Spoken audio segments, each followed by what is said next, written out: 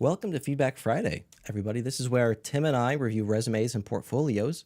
We do this every Friday, 11 a.m. to 1 p.m. Pacific Standard Time. Everything is being recorded and live streamed on the YouTubes. I'll stick a link here in the chat. What that means for you, though, is if you are getting something reviewed today, you'll want to make sure that there's no sensitive data on there, like your resume, like your phone number on your resume, for example, if you don't want that streamed to the greater world. Those are all of the checkboxes that I have on my list of things to describe. Tim, any words on your side?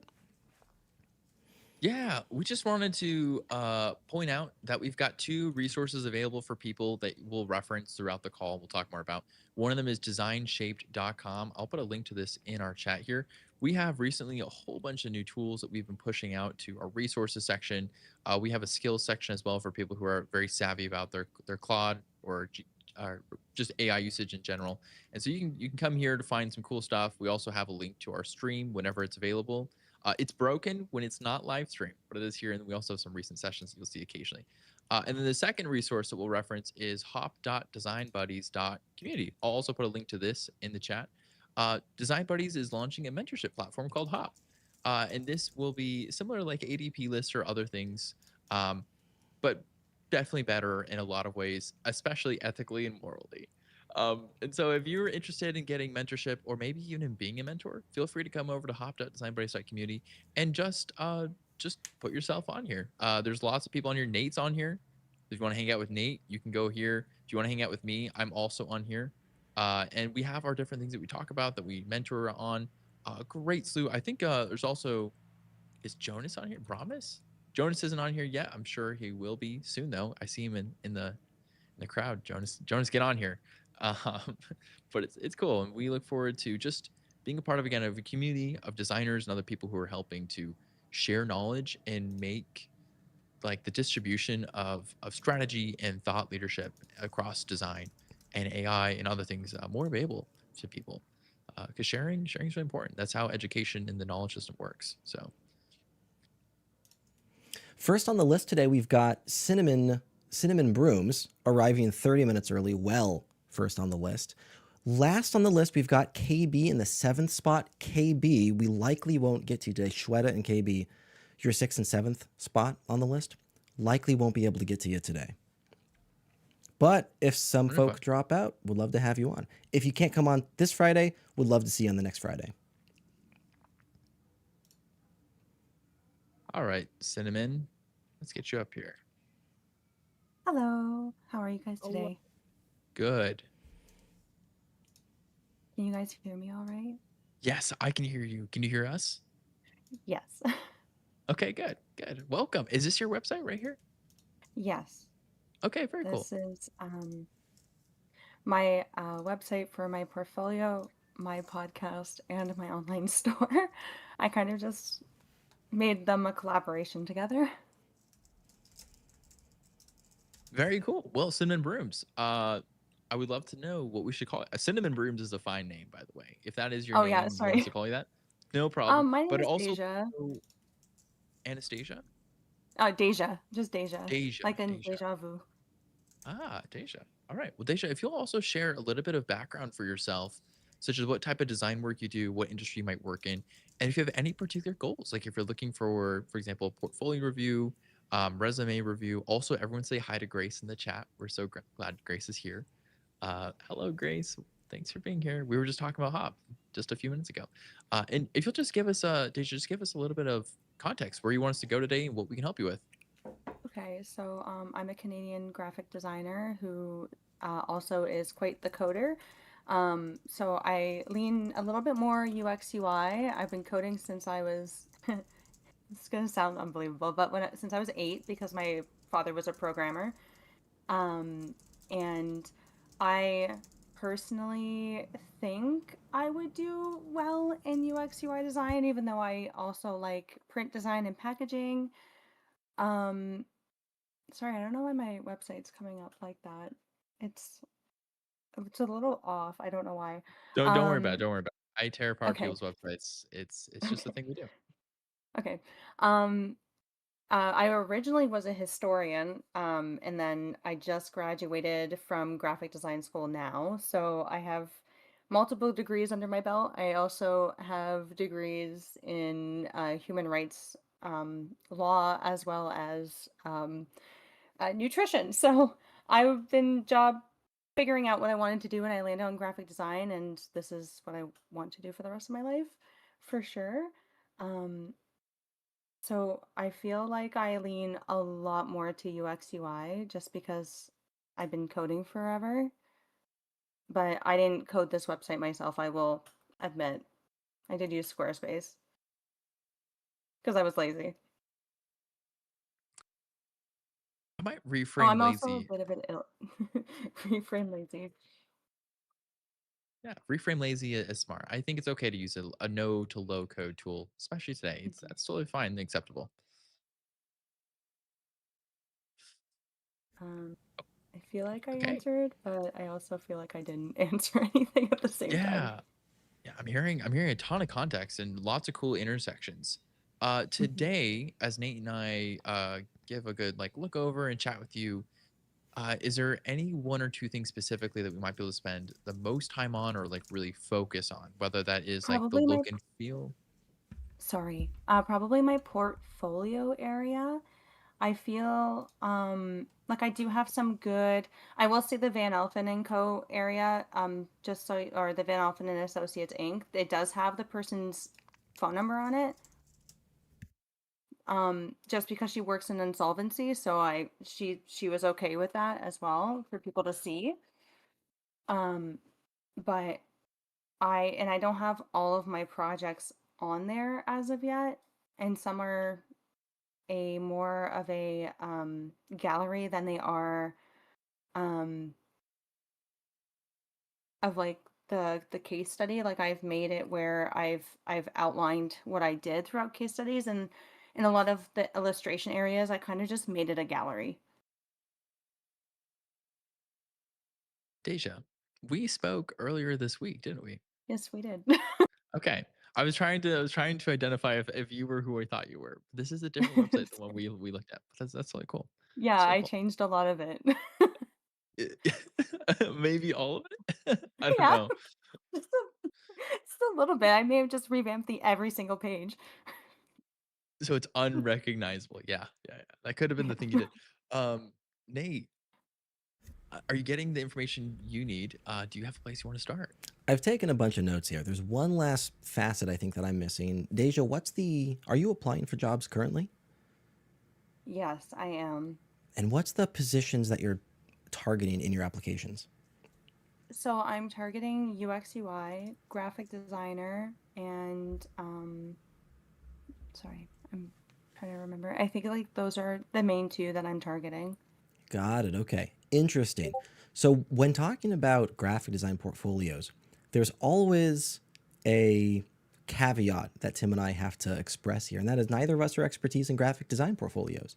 When it comes to Hmm. UX and product design portfolios, we've got a lot of intellect and knowledge that ideally strives toward objectivity. But when it comes to the GD side of things, don't have a whole lot of like expertise there.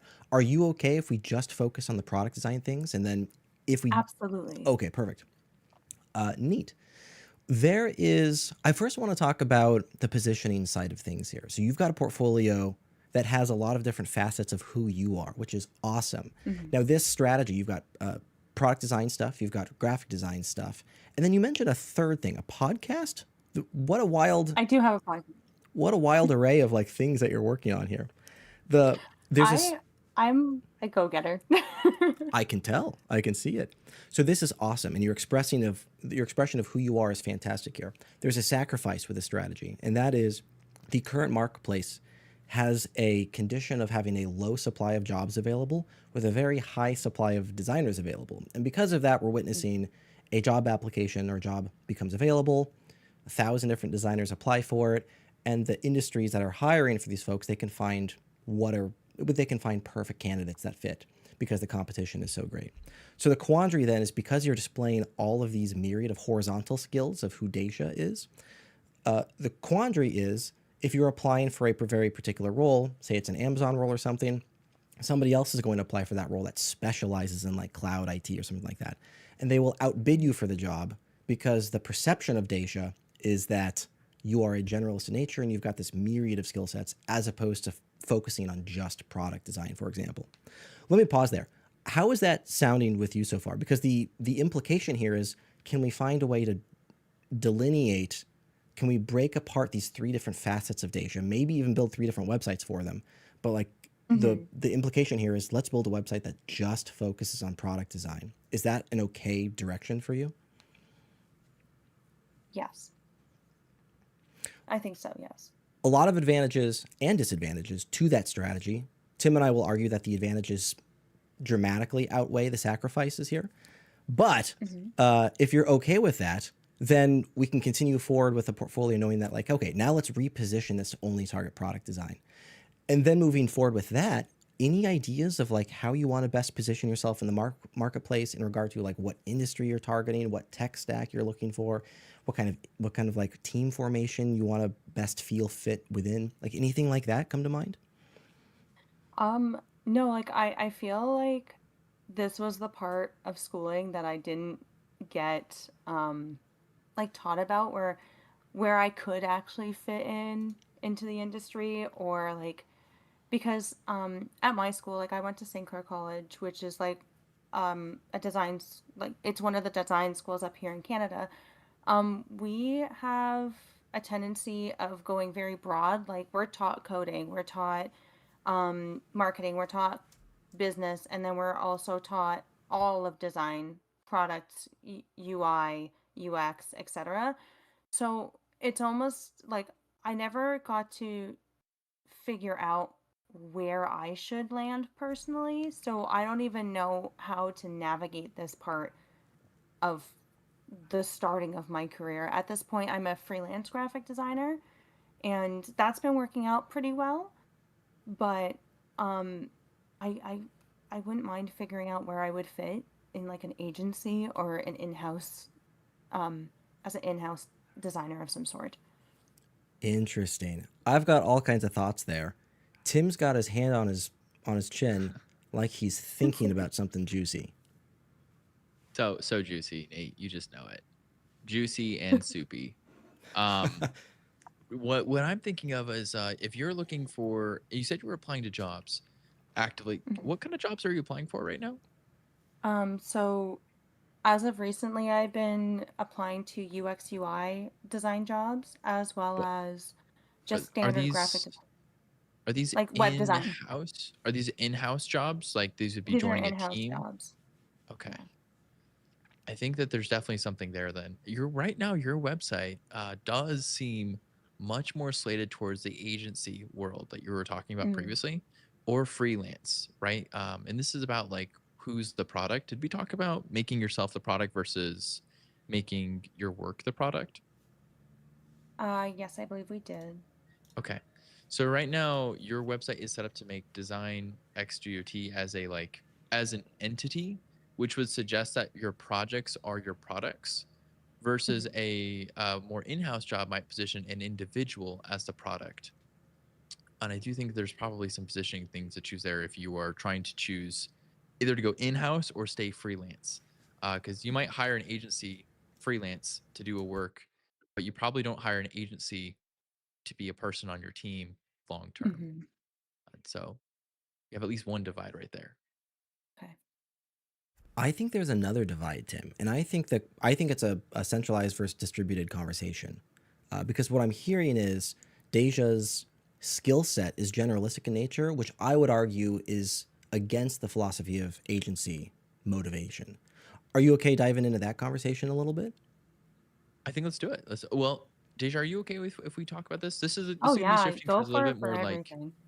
positioning yourself. Now, I did hear 100% that you're like you've done a little bit of graphic, you've done a little bit of marketing, you kind of have like your hands are everywhere, and I think that's awesome. That makes you really Oh. like eligible for a ton of stuff. Now it's just making sure that you choose the correct narrative, because Mhm. you drive that narrative controls where you go. So depending on how you show and present yourself to others, really determines a lot of the outcome of what happens next. So making sure you are either leaning into Do you want people to look at you as an organization that they hire you for a month at a time? Or do you want to be a person who gets hired into an in-house company for longer term projects, but is maybe more of individualistic versus working outside like a team thing? So we do have Nate. I'm assuming you're going to lead us here to this link over here. Yeah, this is a really interesting graphic we've got on designshapes.com. This is a model that Tim and I have built. Though the model has been around for some time, we just visualized it.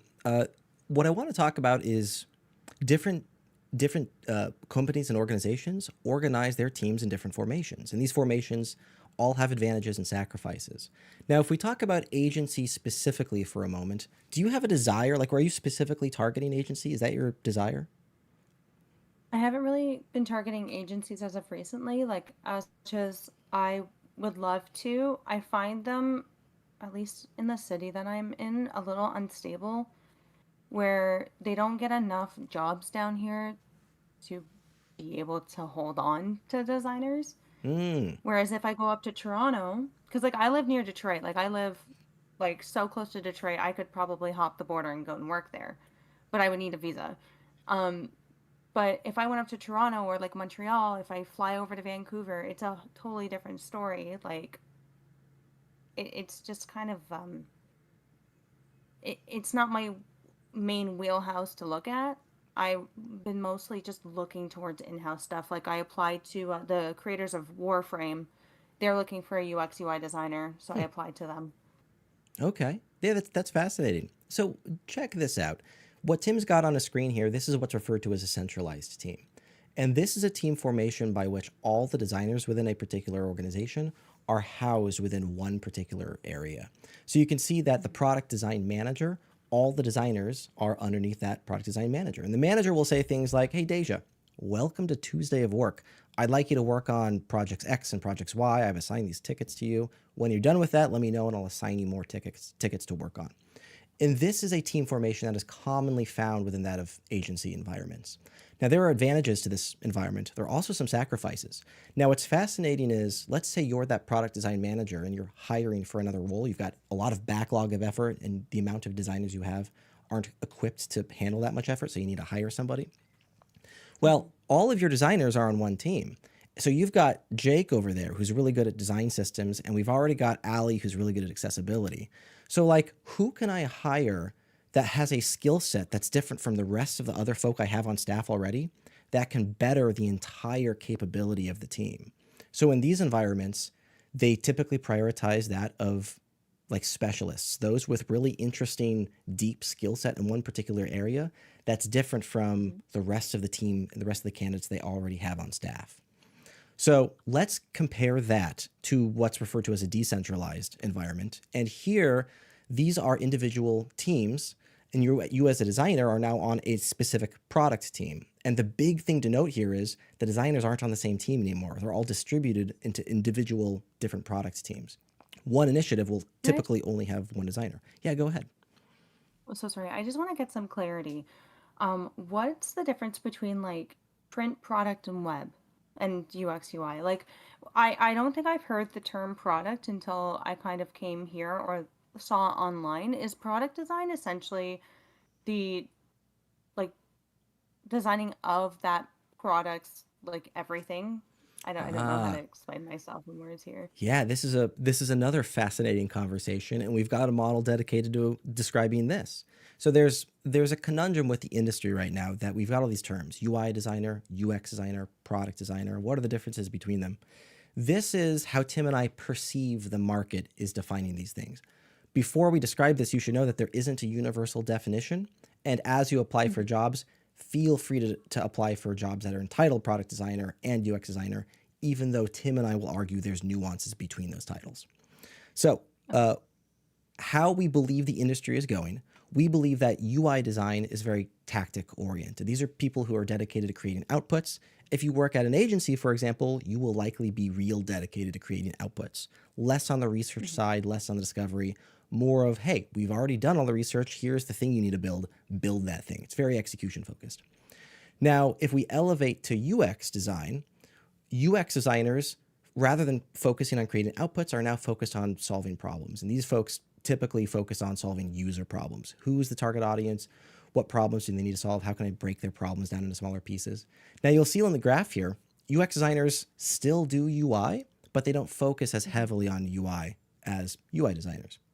And then product designers are one elevation from that. So rather than focus on user problems, product designers now focus on business problems. What are the business objectives we need to solve? What are the financial requirements? What are the business constraints? What's the strategy we need to scope out? And then they break projects Mhm. down into smaller pieces, but they deal with much more ambiguity than that of UX designers. How are you feeling about that metaphor so far? Is all of that making sense?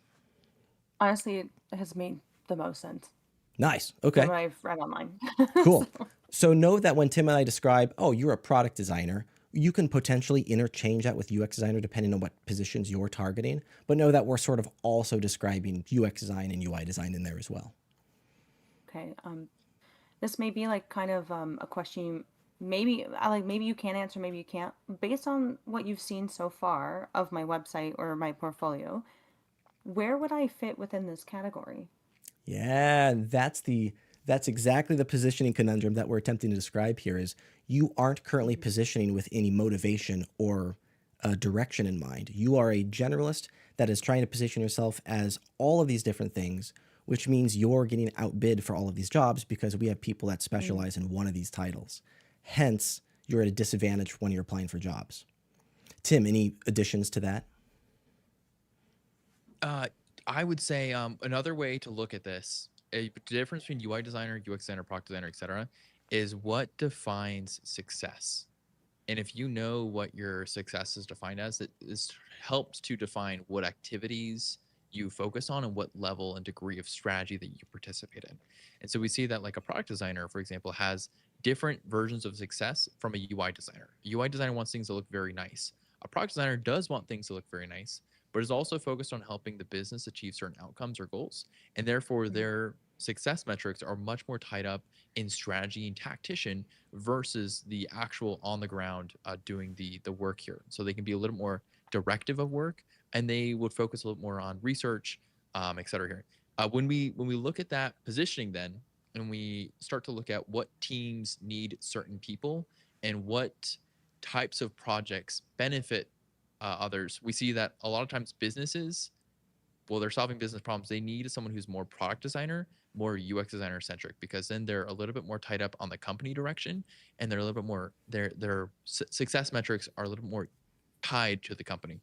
Whereas once you get down here towards UI designer, or even like early or like low, I'd say like low complexity for Mhm. UX design, this ends up being a little bit more towards contract based work or even agency work, where the success has been defined by the company externally, and now they can hand off and say, we know that this is the right interface to work on, you go make this interface look nice and it matches our business goals because we have already done the work of understanding this problem area.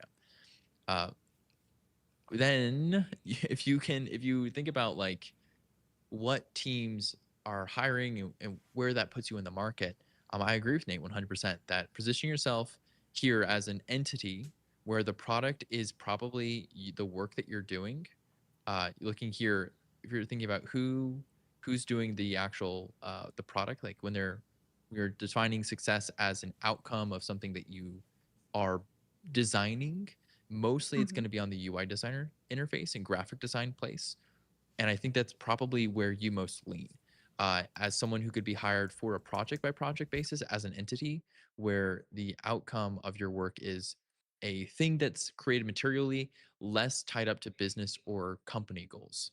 If you wanted to position yourself more towards product design, you'd want to take a position of saying, I did this work and here's what opinions or outcomes this work drove at a company or a business level, and showing some of your, I'm gonna use the phrase thought leadership here, but more like strategy and how and justifying why you're making those decisions and how you're driving towards those outcomes.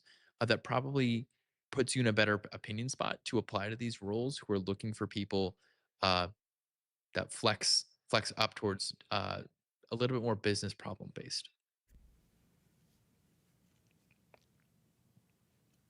So how do I get there? Like I feel like okay, so like I just graduated in June. Like I feel like that if I start applying as a product designer, I'm not going to get like I mind you, I have a huge like background behind me. and I feel like my work is good, but I I don't feel like companies would take me seriously since I'm just a recent grad of graphic design to like go for things like product designer and principal designer. Like, am I like overthinking this? I feel like I am.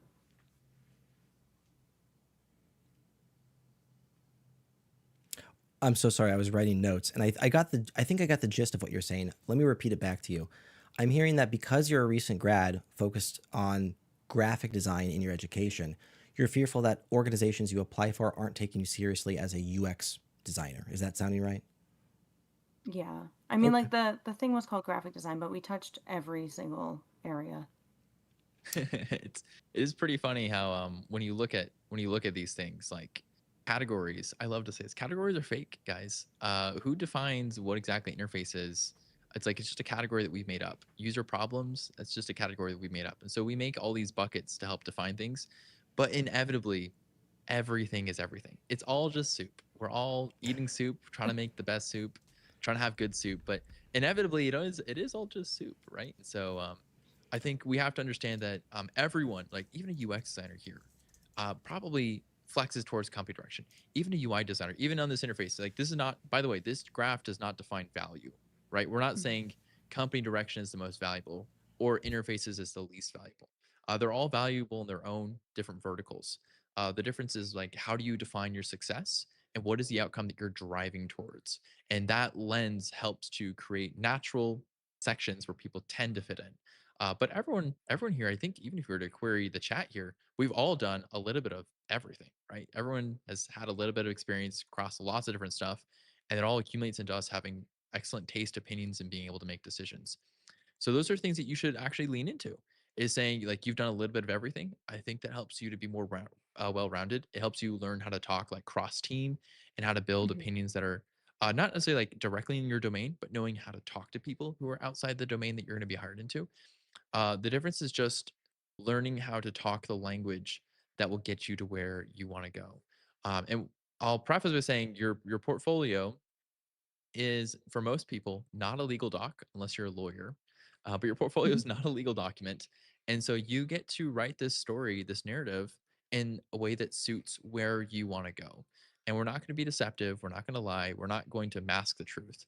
But if you're saying I've done a little bit of everything, and so I have big ideas, but you want to be a UX designer, you should focus on the elements of your background that are UX designer focused and lean Okay. into that, letting the other elements of your background experience be the extra salt, the seasonings, the peppers that make your soup a little bit more enjoyable for someone who's looking specifically for the UX designer. Okay. So it's all about choosing. You just got to make a choice. And once you make a choice, strategy is a lot like closing one door, right? You make a choice to be in one place, which means you can't be in the second place at the same exact time. And once you make the choice, you just have to stick with it, or try it out, and you can change it up over time. But choosing something and leaning into that choice when you've made it is powerful. Okay. You know what's wild, Asia, is Tim and I have created this brand called Design Shaped. Shape being the metaphor here, the shape of who you are, the shape of Mhm. design. Tim continues to use this soup metaphor. When we have this brand, we've got this thing that we're trying to enforce. Deja, I'm going to put a to do list in the chat here. These are the actionables that I think are your next steps. And know that each of these are conversations. So, like, we could talk about this for a long time. I am looking at the clock and we're going to have to scoot on to the next person. That's okay. Tim and I both have individual things that you can reach us out on. So, like, we're both on Hop. Okay. We both have individual links. If you want to have deeper conversations about that actionable path, feel free to reach out to either of us. Happy to continue talking. Awesome. Thank you so much. I appreciate it. Yeah, Deja, really appreciate the time and the bravery of being first on the list. Really appreciate your willingness to hop on here. No problem. Next on the I I don't list, do know we want to why. know. I do want to just shout out real quickly. I did talk with Jasia a lot. We had a great conversation, and it's really cool to see how anxiously engaged she is across stuff. And also, like the design here, I'd say is really cute and fun. And there's a lot to take away from here in terms of like injecting personality. You just it's just about the narrative and the through line, right? Like if I read this, like yes, it invokes a feeling, but where is that feeling leading me, and how are you like directing me to something that I want? And so, for example, this up here, where design meets ingenuity, very broad, right? Not Mhm. necessarily a strong opinion. Down here, introducing yourself as a person, there's lots of graphic elements. This automatically evokes the opinion of someone who's a graphic designer. And then you're Mhm. stating an opinion here. You're a designer with big ideas, and I should check out your portfolio. So even looking here, it's kind of like you have two landing pages, two landing spots here. And I would say one of these does a job very, very well. The other one kind of spreads out pretty far and is therefore maybe a little bit easier to poke a hole through. Less Oh, okay. differentiating compared to something strong and opinionated like this. Just choosing a direction, especially because you're ethically sourced graphic designer. Oh, Love that's that. like the opening of the podcast. I thought it was funny to put that in there. I think that's a great like. I mean, sure, other people could probably put this on their portfolios as well, but I doubt anyone else would. And so I think there's something really unique and charming to your personality that's coming through right here. Really great. So I think you're moving in the right direction. You just got to keep chiseling away, making your soup. Stick with it, Nate. See how much Thank soup we you. can inject in this. Next on the All the list, soup. we've got Nikki. It looks like we're doing a swap-roo in the chat, and we're gonna push Estelle Kim up next, and we're gonna come back to Kim, come back to Nikki. Okay, I'm searching for the portfolio right now. Let's see. Searching. So we're not doing Nikki next. We're doing Estelle. Correct. Yeah, and then we're doing Nikki Okay, after that. Estelle, I've invited you to the stage, and I'm opening your portfolio right now. Amazing. Thank you. And also thank you so much, Nikki. Yeah, so sorry. I didn't realize these were 30 minutes each, and I have a meeting right at 12:30. So Whoa. for I love this. Guys, I love when there's fun stuff on portfolios. I also love when I can turn those things off and I can focus on the content. So, big shout out to everyone who is like, I really want to inject this really cool idea that might be really disruptive, but it's like really cool. Thank you for giving us the ability to toggle that on and off for our enjoyment. Okay. thank you for noticing it. To take some feedback. Estelle, can you tell us a little bit about yourself and what you're hoping to accomplish today? Well, right now I'm a computer graphics engineering student at UPenn, but ever since I started getting to CS, I actually started really enjoying the graphics part of things. Um, so like moving pixels or creating experiences for people. And I mean, before CS, I had a bit of like a nonprofit policy background, and I love working with people and I love collaborating with people and making their cool ideas come to life. So I started making projects with my friends, both designers and engineers, and through that, I really love working with creatives, and when they have a vision, I can turn it into anything, and make it really modular and accessible and a great experience, that's up to engineering standards, but also feels great and carries the spirit of what they want. So I realized that's what I want to do as a job. And so now I'm recruiting for design engineering roles. I kind of live between design and engineering and graphics rendering. So I'm just trying to break into the industry here. Yeah, right now I'm doing software, as you can see on the portfolio. So just trying to honestly get an in the job market. But a lot of the feedback that I've been getting from like founders or recruiters is like, oh, like I love your work, like I love your portfolio, and then they don't really know quite where to fit me. So, and I also feel like I can be a little more intentional with framing and also diving deeper into the design end, as like I can't be like an engineer who sort of um, dabbles in design forever. So I'm curious on the feedback you guys have from a design perspective and how I can better establish a role as a, say, like a design engineer with background in 3D graphics. Um, yeah, that would be amazing. And also, if there's anything that I can learn or anything I can pick up, that would also be great. Absolutely. Okay. First of all, just acknowledging you're thinking ahead. You're ahead of the game, right? You are in a position where you are currently in a position you're thinking about how to go farther, how to take that to the next step, and Mm, honing yourself. I think also recognizing that you have excellent work here. You're not doubting your work, which is a great thing. Imposter syndrome can get all of us, but the work here is excellent. Now it's just about again the storytelling, the framing part of it. And it sounds like you've already solicited feedback from other people. You've engaged in conversation, so you have a couple of elements that are going to help bias you in a good direction. Now, Nate, what else should we know about? Is Estelle, right? Is that how you say it? Yes. Estelle? Okay. Kick me pretty hard in the legs if I say it the wrong way. I have a habit of saying names incorrectly kind of all the time, but I do my best. Sure. So Estelle, Nate, is there anything else we should know about Estelle before we get in? I have a couple of thoughts that might help direct Estelle, but I want to make sure we have everything before we dive in. I've got a couple of thoughts too. Estelle, what are the positions you're currently targeting in your application strategy? Um, Currently, I want to either work in a startup or a creative tech agency. Like I really admire like Active Theory or those like creative tooling startups. So I've been applying for design engineer roles and creative technologist roles, a little bit of front end, kind of just general startup engineer roles. But I feel like it's been a little hard to get into studios. I've talked to people from studios and they're like, yeah, we're either not hiring or like outsourcing engineers from other companies. But I'll probably have to revisit those conversations at this point. Engineering is a really interesting term, both in its capability and its current culture awkwardness, given the influx of AI.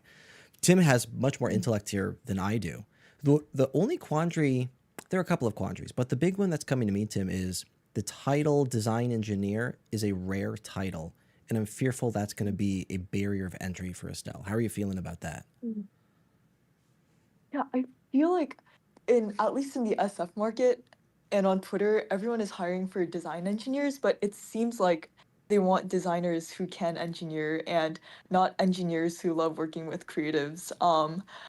But it might I feel like it's different case by case, company by company. Um, yeah, I do feel it's a really recent title and it probably doesn't really work outside of this particular world. Maybe it's still new here too. I don't know. Yeah, I'm just still scoping out what's out there, honestly. If you guys have any insights, please would love to um Yeah, I learn more design about it. engineer is it's a tough role. It's very new. It's like a very new concept. And I think a lot of the people who are hiring for design engineers are going to be smaller companies who are looking for someone to basically help expand their team and grow their team, not necessarily like established companies or corporations. Mm, So in an SF market, definitely in a Twitter market, also definitely going to be design engineers. But I also think that what they mean by design engineer is probably someone who like there's a level of seniority that's baked into the term design mm, engineer. Like I don't think you're ever going to see a junior design engineer, right? mm, So there's something like design engineer is almost like a specialization on top of engine software engineering or design work. And so these are people who are like specialized further. And so it's kind of I would have a mm, hard time looking at someone who has come maybe out of like fresh out of school or somewhere else, mm, who is immediately now a design engineer because it's such an opinionated perspective mm, on a broad field to take right away. Now that's not to say that you can't do it. And in fact, Nate, at my company, people are starting to call me a design engineer, which is really fun. It's like a little shot of adrenaline through your veins. You're like, aha, I'm mhm, finally elevating into developer world. And there is someone who's officially a design engineer at our team as well. And so I would say like it's a very real role and a great thing to target. It's a great opinion to take. You'll just have to know that bigger companies like healthcare companies that like the places that Nate works at mm. probably not going to prioritize as much. It's going to be teams that are a little bit on the smaller side. So let's see. Let's even go back to where was our oh, we can't ruin the soup. If we even go back to like our differences between these roles, a UI designer focuses a lot more on like the interface Mm, as the outcome and the final result versus a bigger company is more about their company direction, their business problems. And so their perspectives are just so different that it tends to draw people up higher versus focusing on one mm, specific vertical of the product. Uh, I don't think it's bad to say you are a design engineer. I would say it is probably bad to not say what you are at all. Because right now, mm, I do not see what job title you're focusing on, which mm, means that if I land here, it's going to be really hard for me to categorize you and to understand exactly where you advertise yourself. Now, you could advertise, you could be a designer, in terms of UX, you could be a designer in UI, you could be a software engineer, you could be a design engineer, and probably have the same landing roughly page here, and Mm. they would all be on theme and appropriate. We're just missing the label that helps us decide what lens do we look at Estelle through. How do we understand when she says, I helped Penn Museum visitors collect and remix artifacts they discovered? Do I understand this is like a people item through UX design? Do I understand this is like a little bit of strategy, making choices from a product design? Or is this like helping to design and build interface through a design engineer perspective? And I'm Mm. missing some of that opinion up here at the top, something that really, really clearly spells us out. Um, Mm. Jonas pointed this out in the chat a while ago. I don't know about anyone else, but half of my chat got deleted, so I'm missing a bunch of chat messages. If you're talking to me in the chat, I don't know why I can't see your chat message in Discord. Probably a Discord problem. But recruiters, the people who you interface with when you apply to a job, are not usually experts in that field. Which means that if you're Mm. applying to a job and it's a recruiter or an ATS system or something, they don't know how to look at Estelle and be like, oh yeah, I can definitely tell that Estelle works inside technology. I can tell that Estelle is probably a design engineer person because she's a software engineer who does a lot of graphics and computer work. I Mm. can't tell that at all because I don't have the ability to infer that from context. And I need something that really explicitly says exactly what Estelle is, and then I can tell if she's the right candidate. So if you apply to a job for UI designer and you gave me this portfolio and I don't know anything about UI design, I don't know how to tell that you are a UI designer because there's nothing on here that says I am a UI designer. And I think that's probably a strong opinion to have there. Wait, that really helps actually. And yeah, that really helps. And I never really thought about the granular distinction between like product decision making and also interface building and more of the visual direction. So that's really interesting. Do you think it would be, yeah, I've also noticed just from talking to people that design engineering, like there's a level of ownership or like seniority expected. Do you think that putting that on my portfolio will open up like both design and engineering roles, or do you feel like it would be more of a turn off for both? Ooh, it really depends on where you want to go, right? When you say I'm a design engineer, you're saying I'm an engineer who takes the opinion that the design, the look of it, the feel, the motion of it is the part that I focus on. And so if you're applying for a team, teams are going to be saying, we also value those things. We need someone who specifically owns that vertical. And then Mm. those would be the team you want to work with. Versus, for example, going to a team as a normal software engineer who also does prioritize that design aspect, but might also prioritize like other things as well.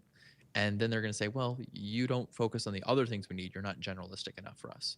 And this gets Mm. into, again, that like that trade-off of like understanding when you are making a position, uh, sometimes it's very powerful and it's strong to like be very opinionated, but you also close other doors.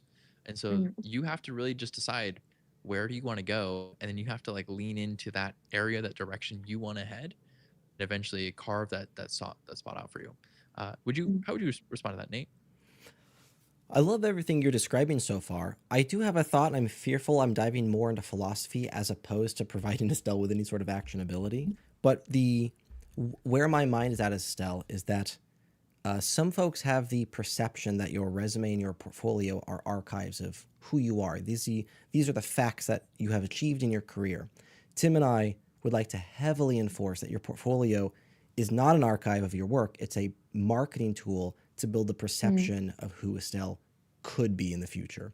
This is the document that when recruiters are hiring you, we want to project the best part of Estelle to them, regardless of like how factual it is to your career history, if that makes sense. Now, I don't want to Mm. imply that we're lying on anything here, but I do want to imply that like if design engineer is factually who you are, is there another Mm. title that is slightly adjacent that could also be applied to you that better positions you for the open market? Like if that's the case, then we want to target that key phrase instead. And that's where I'm at. I Mm. think your portfolio is an awesome marketing tool. We just have to lean into the marketing a little bit. That's interesting. Yeah, there's definitely a differentiation between what I have solved design and engineering problems. I've just never been in a design role. I've done a design contract for a startup. So I guess that kind of works out for me. But I think I very much function well in a design engineering role, especially when there's a designer working with me. I think that's Yeah. maybe that leads to engineer who loves working with designers. Um, in what I can like concretely best do in an organization, and then what I can second best do is like design engineer. Tim, I've got another thought here, and I'd like you to challenge me on it. I'm fearful that because of the influx of AI, the term design engineer is becoming muddied through designers who are now utilizing AI to solve engineering problems and front end problems. Do you have any fears about that, Tim? Um, I mean, do I have fears about anything, Nate? Do I have fears that sometimes the soup we make is too hot to eat, or sometimes is going to scald my mouth, or when I put my spoon in it, that the spoon might melt because it's just burning with design energy and raw power? Maybe, maybe sometimes. I would say I think it's there's a niche for everyone out there, and if you want to solve a problem a certain way, absolutely. Some of the coolest designers I've ever seen are people who deliberately abuse the tools that are in front of them. And they are basically breaking the laws of the world that they interact with to accomplish problem solving in unique ways. And if that's what you want to do, if that's how you want to like accomplish it, like I don't think there's anything wrong with that. You just have to understand the market of people looking for that is Mm, substantially less than the market of people looking for something else. Right. So like Nate is an awesome designer. He works in healthcare. Nate could become radically like awesome UI designer, but healthcare doesn't really want like a radically cool, awesome UI designer. They want a very safe, constrained designer, someone who's very strategic and knows how to look at their problems that way and is good at like having constraints. And so just deciding again, I hate saying this, like being a broken record, mm, just deciding where you want to go and then making that the opinion layer you put on top of all your work. mm, Now you've already done that a little bit, like you selected work here. You have an all projects page, very cool to see like here's what I shipped, here's what I did graphic system. This is excellent. This is excellent, right? You just need to apply one of these opinion layers to this page. mm, And then you get to say, yes, selected graphic design work or something like that. mm, Or even like you could go down here, you can say like into the blue. Let's see. mm. Work, work, work, What work. do you I'm curious what you think about. So I have a weird okay. So under this marketing pitch, I have a weird obsession with materials, and I love recreating or simulating materials with computer graphics. And not for the purpose of like science, but for the purpose of creating like tactile interactions. But I feel like a lot of people who are looking for engineers and designers are also not looking for people who have a preference for what they design. I also don't really have much of a preference. Like I've made all sorts of websites and styles, but I'm curious if that can also act in some way because a lot of my graphic simulations are like tactile materials on the web, and they're like hyper optimized, hyper efficient, so that can like add an extra layer to a website. That's all I think about nowadays. But curious if that slots into anything in the market, or if there's a way that I can express that okay, I can do traditional engineering and design, and I can layer this physicality on top of it. Sort of like the Loom project. I guess that's also shows it, but I feel like that's not very market friendly. I mean, the it just changes who you're targeting. So if we do a really Mm, quick, did we save this last time? Let's go to okay, I'm gonna open up an old Fig Jam board. It's gonna be mm, chaotic in here. Just prepare your eyes. Don't get overwhelmed by the amount. Figma. You gotta look. Okay. Oh, we didn't do it here. There's a. I guess it was the one before that. Hold on. Uh, I'm I don't surprised know. you're I don't not. know where it is anymore. I'm surprised you're not opening up the whiteboard on your own site. Yeah, well, it's just not powerful enough. When we talk about we'll do it here. When we talk about like mm, the journey between here, you apply to a job. This is your traditional pathway, right? You apply to a job, mm, it goes to an ATS, it goes to a recruiter or a human layer, mm, and then typically it goes to a manager. I can spell. Don't accuse me of anything. I can hear it. I can hear it. The heckles. Manager. Then it goes to like a team lead. Maybe like a cross team lead, and then onward. And so when you're looking at like early job application stuff, right? You applied a Mm, job, the ATS, the ATS has no feelings. It doesn't know how to check stuff. It's going to look for keywords, right? So this is very keyword, very objective based. mm, This recruiting layer, like we talked about, does not have any specialty. Also going to be very keyword based, a little bit vibe based, but very keyword based. Same thing here, manager. This person is going to make sure that you're safe for the company. So this is also mm, very keyword based, very like term based. But this person here, the team lead, they're looking for a person. They're not looking for keywords.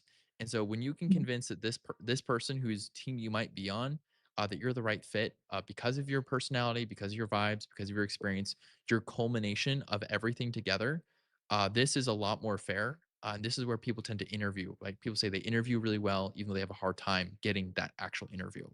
And so, if you were looking mm, to go through the traditional process here of applying mm, to a job, going through the ATS system, going through the manager system, as you've said, you're gonna have mm, a tough time where people are like, "Wow, I really like the vibe and aesthetic of your site because you have an awesome personality that you're showing, but your keywords and your specific opinions that you're choosing don't match everything clearly enough for them to tell that you're the right candidate."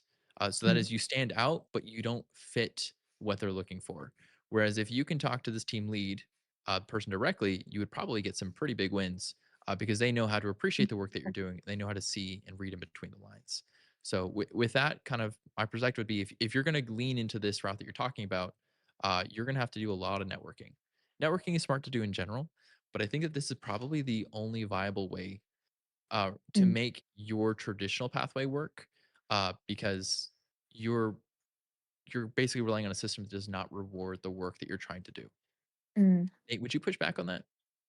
No, I think that's totally accurate. I am looking at the clock, and I'm fearful of diving. Like, Estelle, do you feel like you've got any actionables yet, or is this all abstract philosophy? No, this is totally actionable. Thank you. It's Excellent, been targeting a lot of the gray areas I've been thinking about, so yeah. perfect. Yeah, feel free to, if you have any thoughts, please. What I don't have any other thoughts that Tim hasn't described. I was trying to write down like, hey, oh, we've got to move on to the next person, but I want to make sure you've got some sort of like actionability. And for me, I think the main takeaway is let's start with a value prop. Let's write some sort of value prop that describes who you are and what you do, and that'll be great for recruiters and hiring managers like looking to figure out and categorize you as you're applying for these different positions. Beyond that, the next thing we would typically look at are case studies. Now you're applying for a design engineering role, which is different from my area of expertise, but you've got a lot of projects, and I would heavily consider narrowing those down to just 3 or 4, maybe 5, not force the recruiters or hiring managers to make a choice there, and just say like, hey, just look at these case studies. These are the best ones. That's all you need to know Mm. to validate my capabilities here. How are you feeling about that, Estelle? Any pushback to any of that? No, that sounds great. Just presenting, especially to smaller teams, as a package of that's clearly defined and kind of guiding them where to look. Because yeah, I agree that right now there's not a lot of positioning. It's like, oh, I can do this and that.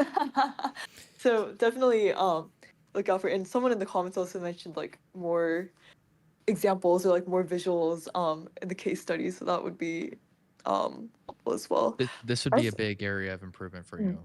So my perspective is a design engineer. One of the things a design engineer does for their output is mostly the work that they've done previously.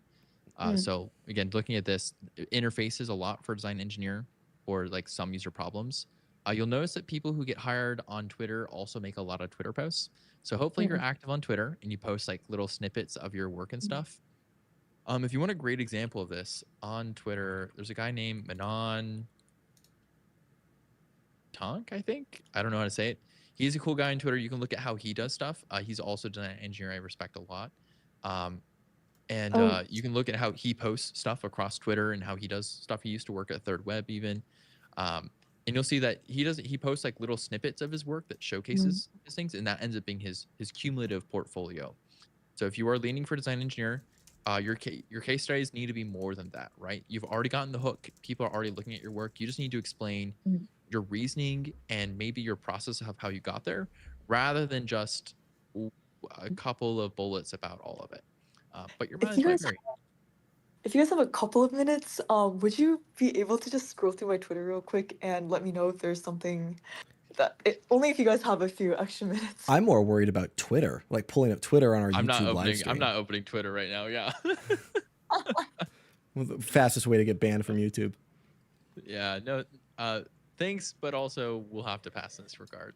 But Sure. look for some people who are in that vein and don't like copy them exactly, but just check out maybe how they're doing stuff and see what their strategies are. If you do want to Estelle, review, thank you so much for your.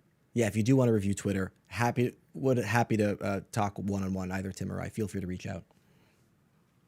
That would be amazing. Thank you guys so much. Wait, this is actually insanely helpful. Thank you. Yeah, appreciate the time.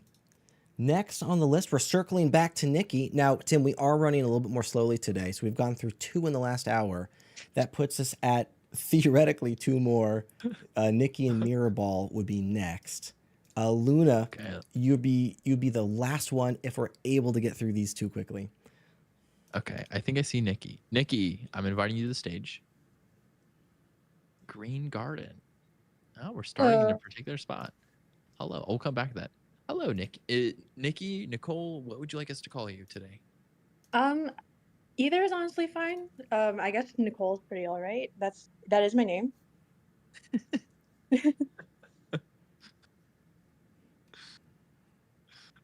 Okay. Well, sorry, Nate, I'm distracted a little bit. What are you distracted by? I can't imagine what I would be distracted by possibly in the chat. Nicole, thanks for being here today. Can you tell us a little bit about your background, the industry you work in, and maybe 1 or 2 things you might be hoping to accomplish today that we could support you with? Yeah, for sure. So I'm a graphic design student at San Jose State, and I minor in interaction design. And in the future, I want to be a UX designer or a product designer, but I have 3 semesters till I graduate. So my short-term goal is to get hired as a UX design intern next summer. And I know we're on a time crunch, but if there is any time after reviewing my case study, I would like to learn how to leverage my new role as a campus ambassador to get an internship. For context, with the case studies in my portfolio, I'm interested in designing in service to certain causes, the top 3 being faith, education, and the environment. And I'm looking for feedback on this case study. It's my one and only so far since I'm still writing out the others. And my biggest concern with it is my storytelling. I think a lot can be said about the value that my design decisions make for users and for the business. It's just that I'm worried that I don't reflect that very well in the presentation.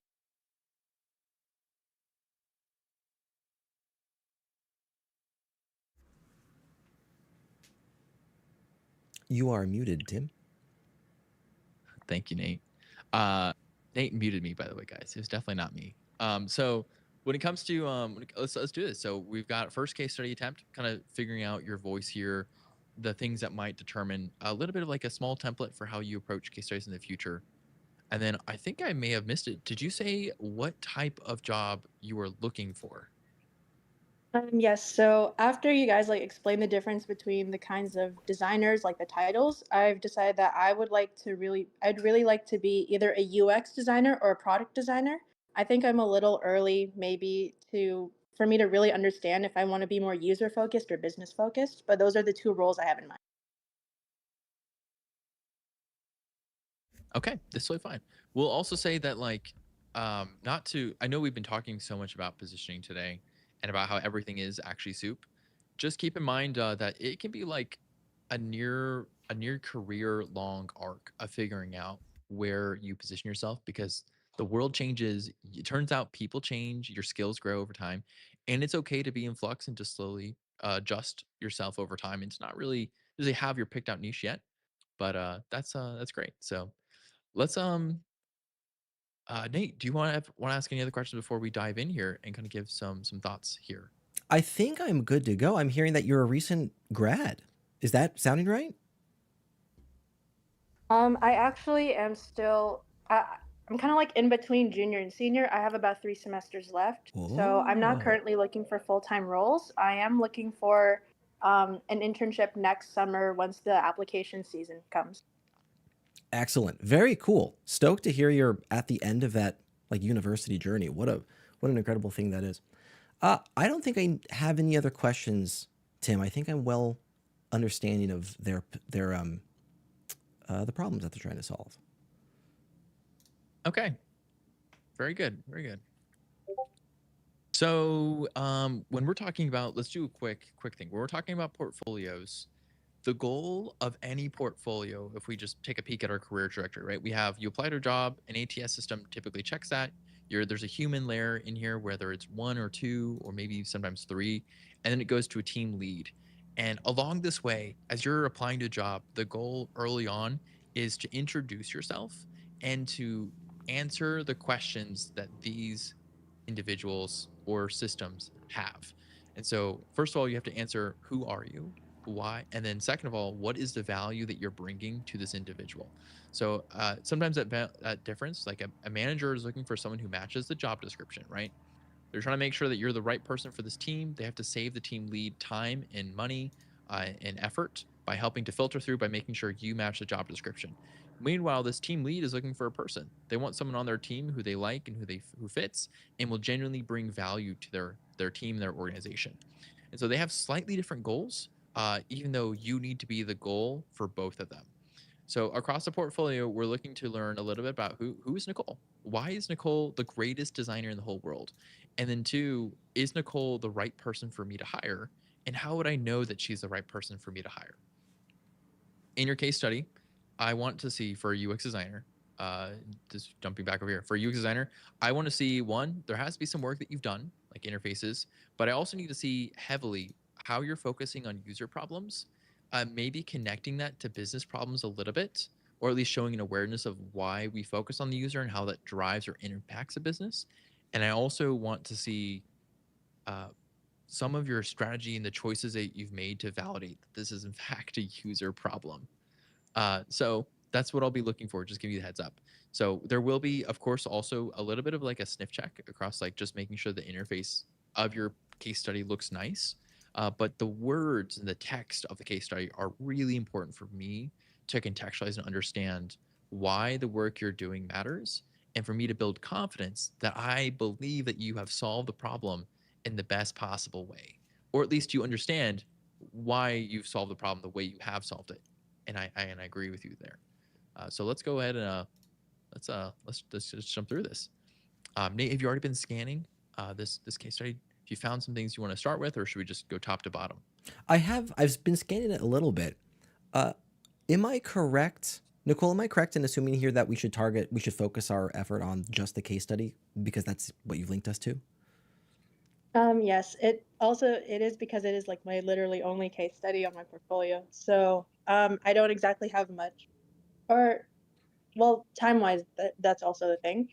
My biggest concern is the case study, so that I could be informed of also how to work on my future ones. Nice. Perfect. Cool. Let's talk about case studies then. Tim has reviewed a couple of the target audiences here for your website. Case studies are among those in regard to like how we target those folk. We have recruiters, hiring managers, and then another audience called peers. We can talk about that one in a bit. Hiring managers, these are folk who don't have a lot of like detailed, nuanced understanding of what you do or who you are or what the job entails. So these folks are folk that look up job description A, then they look at candidate A, and they try to do a lot of keyword, key phrase matching, a lot of SEO strategy shenanigans. So looking at your case study, we have an opportunity to better target those folk and help them understand. One of the quick ways we can do that is with a little bit of housekeeping at the top. Now you've got some of that here: role, UX designer, team, the folks included, tools, Figma. We could also include things like the industry that this is within, because that also targets key phrases typical to that of job descriptions. Would also love to see an indicator of what you solved versus the team solved. And I'm contemplating, Tim, how would you feel about just removing the team from this and like just describing Nicole? Yeah.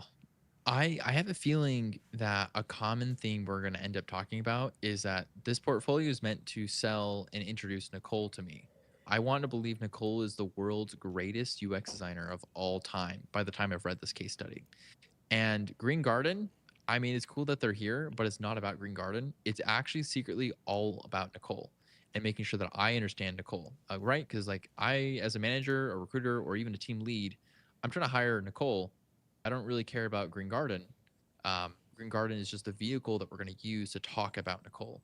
And so there's plenty of stuff on here that I would look at and just say, I understand why you include this, but I would just say you probably don't need to. I think you're being too cautious. For example, talk about you made mock-ups over here. This links me to another website, and it distracts me from the actual goal, right? Now I'm wondering, what is Morflax Studio? When the real question you should be asking is, wow, you made mock-ups. Why did Nicole make mock-ups this way? And that distracts me from the right questions. And then even thinking about like your team here, um, getting in here, like I don't, as Nate said, like these link out to your team members, but I'm not hiring your team members. I'm hiring Nicole. I want to look at Nicole's stuff. And so it's good that you acknowledge you have a team here, but I also understand automatically coming into this that there's probably more than one person who's building this thing. And I'm here just to learn about Nicole's stuff. So this inadvertently, I think, distracts as well. Tool side, you can use Figma. You can put tools in here. Say what your tools are. Not Figma. You can use a tool area. I'm more and more increasing of the opinion that you don't need to include tools in this section, but it does not hurt you to include that either. Understood. That clears up a lot about how I could even just change the start so that I could be kind of more focused on what I end up bringing to the team. So thank you. Yeah, there's another thing here that I think is interesting to talk about, and that is I clearly love the motivation of your case study here. Like you've got a lot of details here in regard to the thing that you've built and the ambition that you had. Now there's a catch here. At the moment, we've learned that you are targeting the role of product designer. Let's de-elevate that for a second, whatever the opposite of elevate is. Let's go down one elevation to UX design. Now, if this case study were targeting a UX design role, then I really don't care about what the output looks like. Not really that much. If your goal was targeting UI designer, I would care. But UX designers are all about how you go about solving how you go about solving user problems, how you break them down into smaller pieces, how you understand your target audience, how you go about your discovery flow. It's way more about the process than it is about the final output. So looking through a UX case study, I don't really care that much about seeing the final output. I'm much more about the process that you took to get to that final output. And that's the big portion that I'm missing from the case study. Now, you also mentioned, after hearing us talk about the delineation between these job levels, that you were realistically more targeting product designer. And if that's the case, I want to see the process, and now I want to see a couple additional things. I want to see how you went about validating success that the problem was solved. I would also love to see any portion dedicated to stakeholder management. And maybe that's where you include the rest of the team, how you negotiated working with them, how you facilitated those processes between those individual people. How are you feeling about that rhetoric so far? It's very easy for me to say, real hard to accomplish in a case study.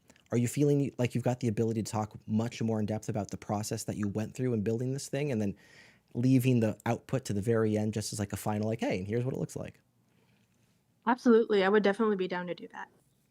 Nice. Okay. I also think there's something to being a little bit less afraid to showcase your app, right? Like I'm looking at your app here, this thing that you've built here. It's cool, but like you've tilted it, you've stylized it, you've turned it.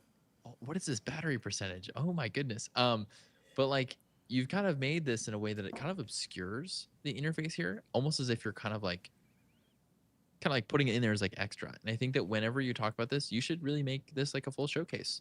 Like let me look at this and see the thing here. Let me like really take a stab at it.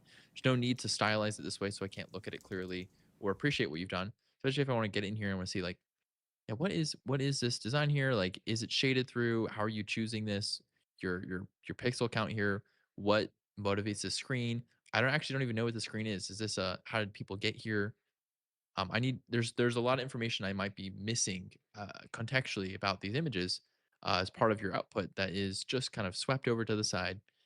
Even here, it's hard to see. It's just very hard to see and difficult to look at. So when you go through here, don't shy away from it. Even if it's work that you're like, yeah, this is definitely not my favorite design ever, and maybe this is. I don't know. I'm not commenting on your design specifically, but I have case studies where I'm like, this design was good 4 years ago, but is definitely not good anymore. but I still show it as like, yeah, I'm really proud of this because for the time, the context of the problem, and the words that I've written support this design interface a lot and qualify it and make it worthwhile. I work in the enterprise space. I build really awesome, real functional products that are really effective at solving problems. None of them look great. And that's a real need in the enterprise world of things.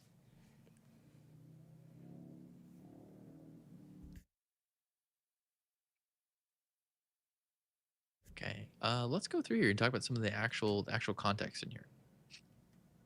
So, a couple of feedback things for you.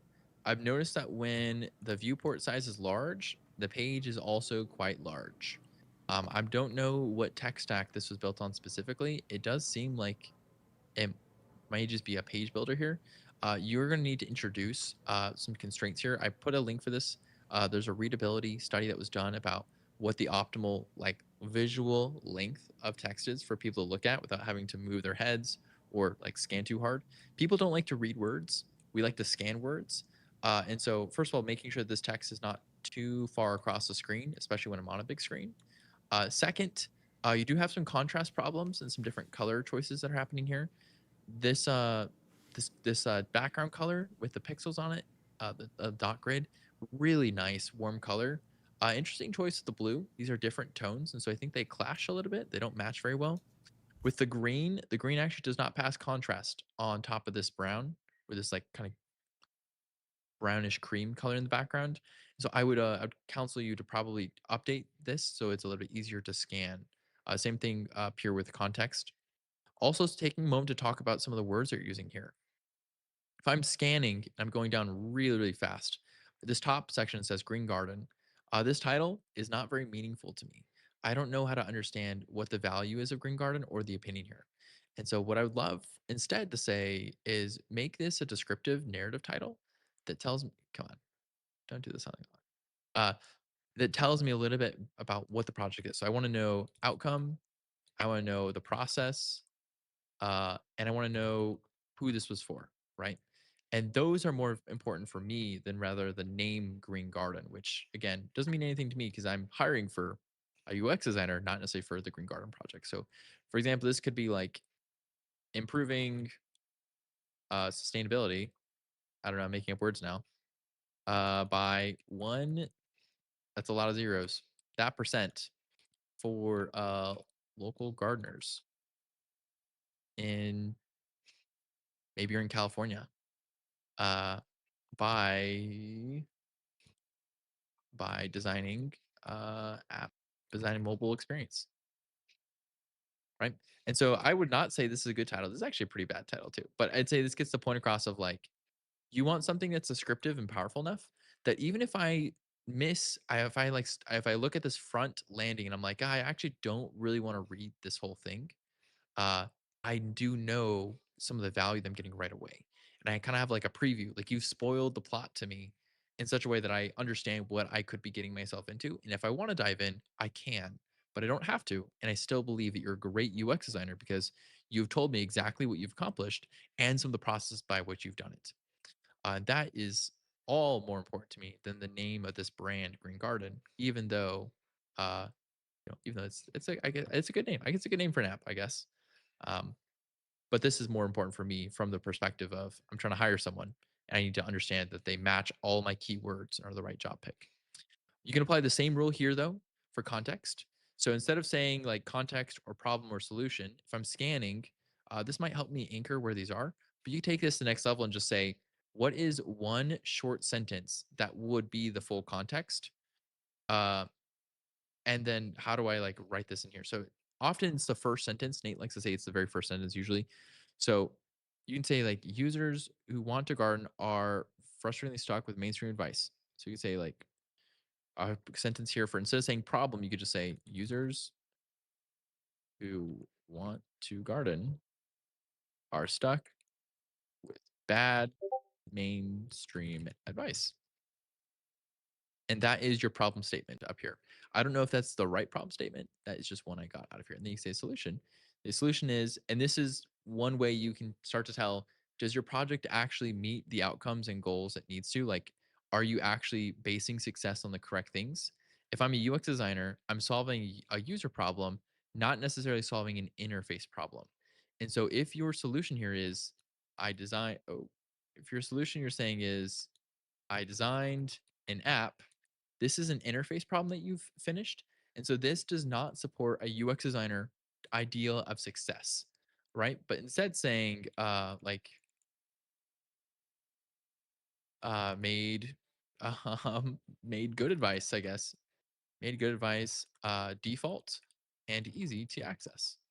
And this is now a user problem that you're solving that's attached and emulated by the work that you've done here. And you can apply this whole thing across all of this. How do you feel about that? Would you push back on that? Is that too much maybe for me here?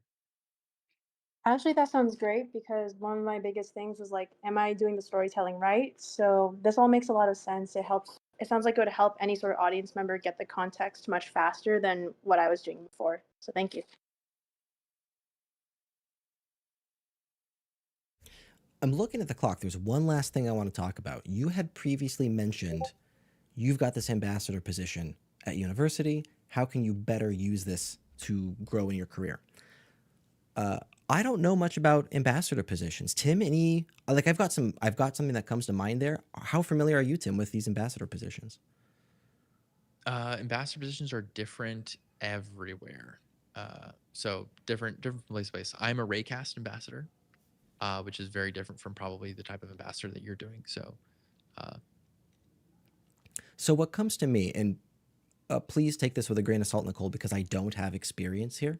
But the one thing that's screaming to me that would be hugely beneficial for you is we all know as we apply for jobs, we're all doing these cold applications.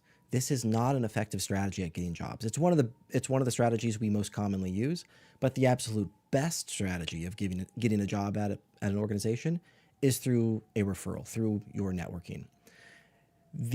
What immediately comes to mind for your ambassador role is this sounds like an incredible opportunity for you to network and build those relationships with other peers, particularly those with other professionals as well. I would heavily emphasize if you're able to build that network through your ambassador role. Is that sounding applicable to your current ambassador title? Any friction points with that? Actually, that sounds perfect. It was even like hallmarked as one of the benefits of being in the program. So I think it sounds like something that I could try doing. Nice. I went to college for marketing. My old sales instructor used to describe that my net worth was equal to my net worth, which is a very salesman thing to say, but he's not wrong. Like the networking portion of things, your network is so impactful and so powerful. And it's a bummer that we're so reliant for our career paths. It is what it is. And I heavily recommend you continue with your networking there. Sounds good. Thank you so much. Nicole, really appreciate you being willing to chat with us today and challenging all this stuff with us. Appreciate your willingness to be on here.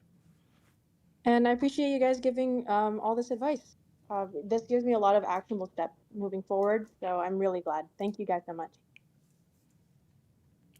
Tim, looking at the clock, we likely have time for one more, though we've got 40 minutes. So, Luna, if you're still out there, there's a chance. Next on the list is Mirrorball. So I'm still missing half of the chat apparently.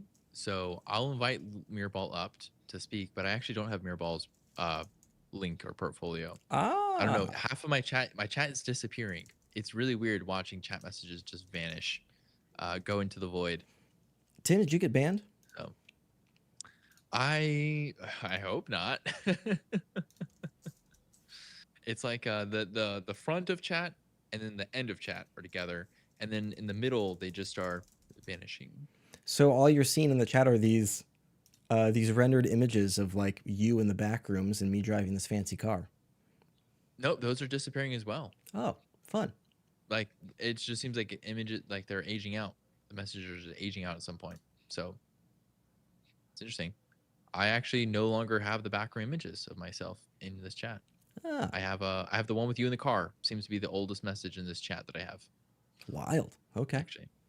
Okay, Amy, I'm hearing that you are a newer entry to the job market, applying for product design or UX design internship roles.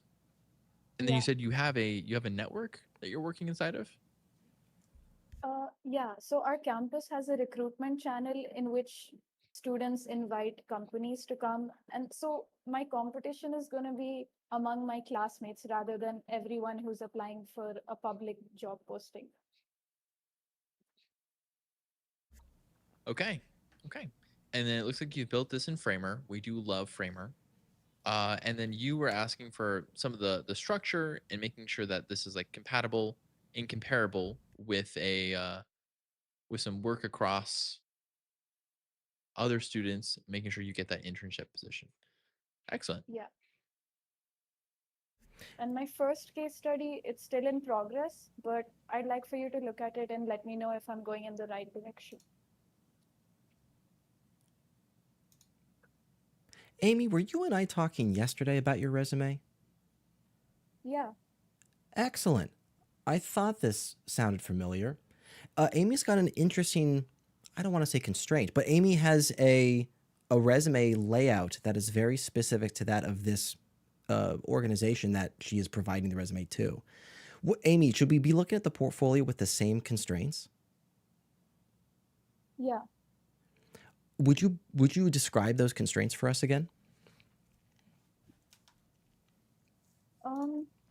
So we just apply through them, and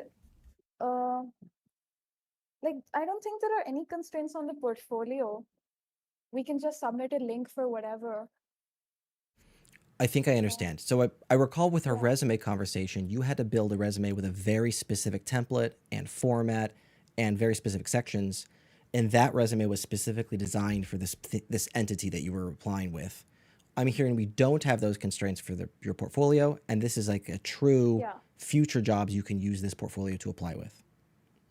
Yeah. Excellent. No more constraints, Tim. I take it all back.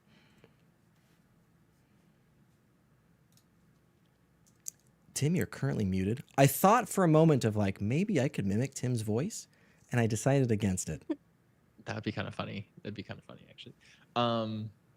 Let's talk portfolios. So they introduce who you are and what you do, and then they also try to solve that problem and make sure you position yourself as valuable. So looking at this portfolio through the lens of, does this introduce me to Amy? Is it effective at communicating that she's valuable? And does it put her in the right space to solve problems that a hiring individual would want? Now, because you're going to be compared against other students, there's probably going to be a couple of visual artifacts we just want to take care of. For example, your navigation up here is just in the wrong spot when you get really wide. So just make sure you just go ahead, put this back in the center and just keep it in the right spot. Additionally, I I tried think to we're do probably going to see. everything to get that to be in the center, but Framer was just not cooperating with me. Framer can be pretty tough. We've done a lot of Framer work in the past, and it's tough. It looks like you might have a parent layer that is not centered correctly, but I digress. Um, when we're looking for introducing a person, human psychology really helpful. We like things that are short and unique and visual, and so we're often looking in a landing session to have some sort of visual identity that clearly attaches to Amy, and then I build like this mental image and persona of who Amy is. Some excellent examples of this actually include we were looking at before, right? We have a caricature here for design T. Estelle has images down here that kind of begin to be associated with her. A little bit of stuff here, but even here we're missing maybe like something sticky in our brain. And I'd say probably the same for you, Amy. Is that I think you're missing a sticky visual that I can associate with. Humans love human faces. We remember them very clearly. You've probably heard people say, like me, I'm really bad at remembering people's names, but I remember their face pretty well. And that can be very true for people who are scanning and going through your stuff as well. That sometimes having a little bit of a human element can be powerful. Now, this visual here, I think it is a cool visual, and it does seem to do stuff. At least reanimates on click. I do wonder though, and Nate, you'll have to correct me if this is visual or if this is text, because to me it seems like a little more texty instead of visual, and so I don't know if this is a good visual anchor for thinking about Amy versus text that is in a cool little graphic here. I don't know if I have a huge strong opinion on this. One of the conundrums I have, Amy, on my own website is that I've got a value prop that describes healthcare enterprise agile space, and it focuses on that niche fairly aggressively. I compensate by having an image. It's an illustration of my own face, and the consequence is if I were to remove my face, folks will probably not be fully immediately aware if this is like a product that I'm selling or if this is like a service of some kind. So like having my face there immediately, ideally, implies that, oh, I am a person that does these things and not a product. And that's where I think Tim's mindset is currently at with this. Like it looks like your verbiage here is describing you as a person. The imagery and visualization here could assist with that communication. Is that where your mind is at, Tim? That's part of it. I think I think empathy's a underused tool when we're building portfolios, especially remembering that when it comes to this person here, this team lead, they're looking for people. And so leaning into that and making sure you are in fact identifiable as a person that they can relate to can be really powerful and memorable. But let's keep going. Let's keep going. So you do have CTAs here. See my work, about me. You do have a work about. It matches pretty well. I will say you do have a contact area. It's unlikely that people are going to press this contact button in the context of applying to jobs, right? Typically, if they're applying, if they're on your website, they already know how to contact you because you probably have applied to jobs with them. But it doesn't hurt to have it up here, I guess. Sometimes it doesn't hurt. Yeah. You do have a selected projects area, and you're gonna notice you're doing one thing really well here, or at least one thing. You're doing many things pretty well, probably, but one thing you're doing well is you're giving yourself space and breathability. It's like frustratingly the hallmark of like super senior people is that they just have tons of empty white space in their portfolios. Sometimes like ridiculous, weird, like crazy amounts of it we've looked at in the past. So I appreciate that you're giving yourself lots of space here to breathe and for me to experience the thing. I will say you get down here though, and it is maybe too much. When I'm looking at case studies as a recruiter or someone who's looking through this, I don't really have time to go through your entire website. So I have to go quickly and I have to scan, which means I'm almost always going to pick just the very first one. But I also need to be able to see them in a way that lets me make a choice or a comparison. Uh, if you ever think about going to a restaurant, they make the menus, they try to put the menus all in one page, right? And that way you can make a choice of what you want and it's all in like the same area. So you can imagine going to a restaurant where every single food item was on its own page. Uh, and like how difficult it would be to compare the things that you want when you're at this restaurant for the very first time. This can really happen. And then you end up buying the wrong soup. And that's really sad because we should all enjoy our soup and we need to know what soup we wanna eat. So letting people make decisions with the context of other decisions at the same time can be powerful. So I'd say this is probably too spread out here. I'd put them all together into the same general grid or something where I could see them largely together. Additionally, uh, I, there might be this is probably a good start for opinion. There might be a little bit more here. I think Nate will probably talk about this, or we'll find something more important to talk about. Nate, do you want to talk about case studies, or do you want to keep going through the landing section? I have thoughts about the one case study, and Amy, you had mentioned that that was a portion that you wanted to focus on. Is that sounding right? Which one? The habitat one? Well, I thought you had said you only had one case study, but I thought your goals were like, hey, I really want you to take a look at a case study as well. Is that up your alley with Yeah, goals? this is the case study that I wanted to look at. This is like the main thing that showcases my skills best. Cool. I've been panning through this case study. Let's talk about the case study, Tim. I've been panning through this case study. We talk about a really interesting like exhibit A in regard to storytelling. I think your storytelling here is incredible. And for other folks in the chat who are like looking to figure out how one tells a story, I think this is a really good example of that. And I love your first couple here. Gua Haiti, however it's pronounced, already has 10 ways to report a pothole. And Tim, if you scroll down slightly, the system doesn't just fail, it teaches people to stop trying. I think that's really interesting, clever storytelling. I think you're doing. It is also this is like So Tim's. I immediately knew what Tim was going to talk about here, and there are a couple of artifacts here Tim's going to bring up. Well, I'll do that later. Just go through. We'll appreciate it first. I'm still skimming through it. I don't know if I have additional stuff, but I'm seeing like metrics in your case study. I think you're doing a lot of stuff here really well. You're positioning yourself for a UX designer. Now you're targeting internships, which makes sense because you are currently at university. Though some of the processes that I'm seeing here are indicating that you're probably above that of entry level. Though I'm also seeing a lot of broken imagery here. Is that just me, Amy, or is the case study still in draft form? Yeah, it's very much a draft. I've not worked on the visuals yet. I just got the structure first. I want to make sure that the structure is perfect before I start designing the visuals, because that would take me longer. Oh yeah, heavily. I don't know if I would ever use the word perfect. Your case study will never be done. Your portfolio will never be done. I'm a big fan of 80% Yeah. strategies. Like whenever you get the structure to 80% satisfaction, then you can start moving on to the next thing. Beyond that, knowing this is still in draft form, would love to see imagery depicting the process of how you went about solving this problem. Tim, I think it's now probably the right time to talk about artifacts.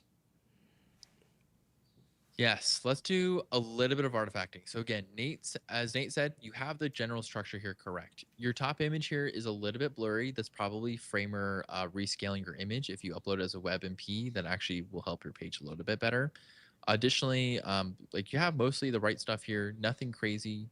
However, if I was looking at this, I would immediately wonder about how much work AI did here, because I can tell that there's a lot of AI writing inside this case study. Here's a couple of elements that would, to me, speak of AI, and maybe under your consideration whether you would like to remove them or not. Now, the challenge with AI writing is that AI writing is built on top of human writing patterns, and so sometimes there's overlap. Like for Nate has lost the ability to use his beloved M dashes, etc., because Nate is a very weird writer and he uses those quite a bit, and now AI uses them quite a bit. And so there is a conflict where if Nate uses an M dash genuinely, it looks like AI writing. And so he has to make a decision. Does he want to create the appearance of something being written by AI, even though it's genuinely his, or should he go the extra mile and avoid even looking like or being suspected of it being AI writing? That's a decision that you'll have to make. Eyebrow headers like this, where it's a number and then a thing here, these are very characteristic of AI. And my recommendation is you probably don't need them.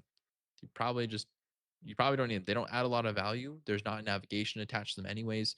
Eyebrow headers like that, you can probably remove them. Additionally, there's a really big pattern. We call it negation parallelism. It's a pattern of saying it's not X, it's Y, or doesn't just X, it's Y. It's not about X, it's about Y. It's this kind of lead up, like negate one thing, validate a second thing, and AI uses it quite a bit. So you can say, like here, we see here we have all the jobs, adding length was never the job. Right here, this is a big one. It's not A, it's B. The system doesn't fail. It's teaching people to stop. We see this kind of a lot. Um, there's also I posted this in the Discord chat. You can look at these are some common ones that I've often seen that I like to include in instructions whenever I'm doing AI writing to avoid these common AI patterns. Um, just watch out for those. Additionally, you look down here and you have maybe like the over. I don't know how to say it. It's like it's just kind of like a little bit of like over leaning into something like it being too dramatic, like civil issues disappearing into fragmented channels, like that's probably true. Citizens can't tell if reporting works, so they stop. Corporation is the only signal telling them where to act, right? This is like kind of creating a little bit of a false sense of like value here and importance. I already believe your project is important, but making it too dramatized in this sense discredits your writing instead of actually supporting it. Reporting costs something, nothing comes back, right? There's just a lot of instances of writing I think across here that for me I would flag immediately as being AI writing. So it's difficult to want to read this and to credit it all to you versus wondering how much this was actually written directly by an AI. You also do have the bottom here made with Framer and Claude, and I think that's totally fine to include attribution for your tool stack. I would just wonder though, what is the value that you're trying to bring here? Right? If you're saying I can use Framer or I can use Claude, or if you're trying to say like this is made like by my work, it's human made or it's AI made, and I would instead saying instead of listing the tool here, I would list a process or something about like some of your approach here, and just kind of get at the goal that you're trying to accomplish by including little attribution signals like this. It does also look like some of your images don't load. That could just be me though. Just And placeholders. I've not designed the artifacts yet. okay, go. Cool. So those would be just some of my Like in those this are the section, artifacts that there'll stand out be to a me. pile of garbage, and then there'll be 3 different departments pointing to parts of the pile that they own.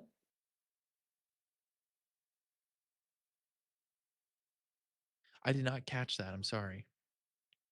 Like for that pile of garbage section, I'd show a pile of garbage and 3 different entities which are responsible for the different types of garbage in that pile. Like all Gotcha. of the placeholder images will be related to the heading, but distinct. Okay, cool. As I I look read forward to through those. some of these titles, now I want to compliment your ability to tell a story. I am a little fearful. I don't know if I've ever said this before on these Feedback Friday sessions. I am fearful it's too storytelling, as in you are describing the quandary that a user that uses this app goes through. I don't know that I'm seeing any story dedicated to like the process that you use to solve the problem. Are we going to be seeing some of that process in the imagery? Yeah, and then also I'm going to show that I made like a mid-fidelity prototype, and then I tested it, what changed due to the testing, and then I'm going to show the final solution with the main reporting flow first, and then the smaller things like the onboarding. And then in the end, I'm going to have like more than just the reflections. I'm going to write about where it stands and what more can be improved in it. Okay. All that sounds fine with the maybe the raised eyebrow at it feels like you're focusing on the final output fairly heavily. And for university Yeah. folk, that's a common practice. I don't have like there's no quick pointing finger there and saying that's the wrong call. I would also love to emphasize the process that you went about solving this problem, particularly knowing that you're targeting UX design. So I want to see like how you delineated the user problems down into smaller pieces, why you chose which of those problems to prioritize, and then how you went about like what your UX flow looked like, whether it's a more linear flow of things like empathy mapping, personas, user flows, wire flows, low fidelity mockups, high fidelity mockups, or whatever process you've used. Would love to see that in there as well. Is that where your mind is at? You're going to be adding all of that in there? Yeah, all of that's going to be in the visuals. Perfect. Okay, cool. I don't think I have any other feedback for you then at this stage, because would love to when you finish this draft, we can then take a look at like how you've gone about communicating these artifacts. For the moment, it sounds great, and I say just carry on. Yeah. Thank you. Yeah, I would highly recommend just going through here all of your titles and reframe them back around a product centric or a UX centric goal, right? If you're putting this under product design, you have to remember what is your outcome, which is something good for the company or business and for the users. And a lot of these are more about like reporting and like, yes, structures are failing. Like that's good, but why does that matter from a product lens? Or I guess it's actually bad. It's bad that the structures are failing, but like it's like good that you've identified this, but how does it how's it relevant to a product perspective or like a user perspective? And so even saying like there's already 10 ways to report a pothole, like that's great, but what exactly is the user problem here? And outlining that very clearly as like users, the like quality of life for people who live in this country are lower because the systems fail to help them report problems on a civic level. And then reframing this as like the problem that you're attempting to solve throughout the whole thing comes back to that statement of like this is about user quality of life or something else that points very clearly uh, to a user problem. Yeah, that's really valuable. I'll add that.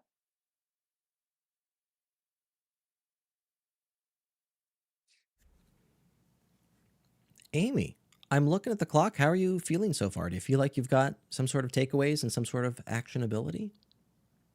Yeah, definitely. I'll be back for another Feedback Friday once it's done.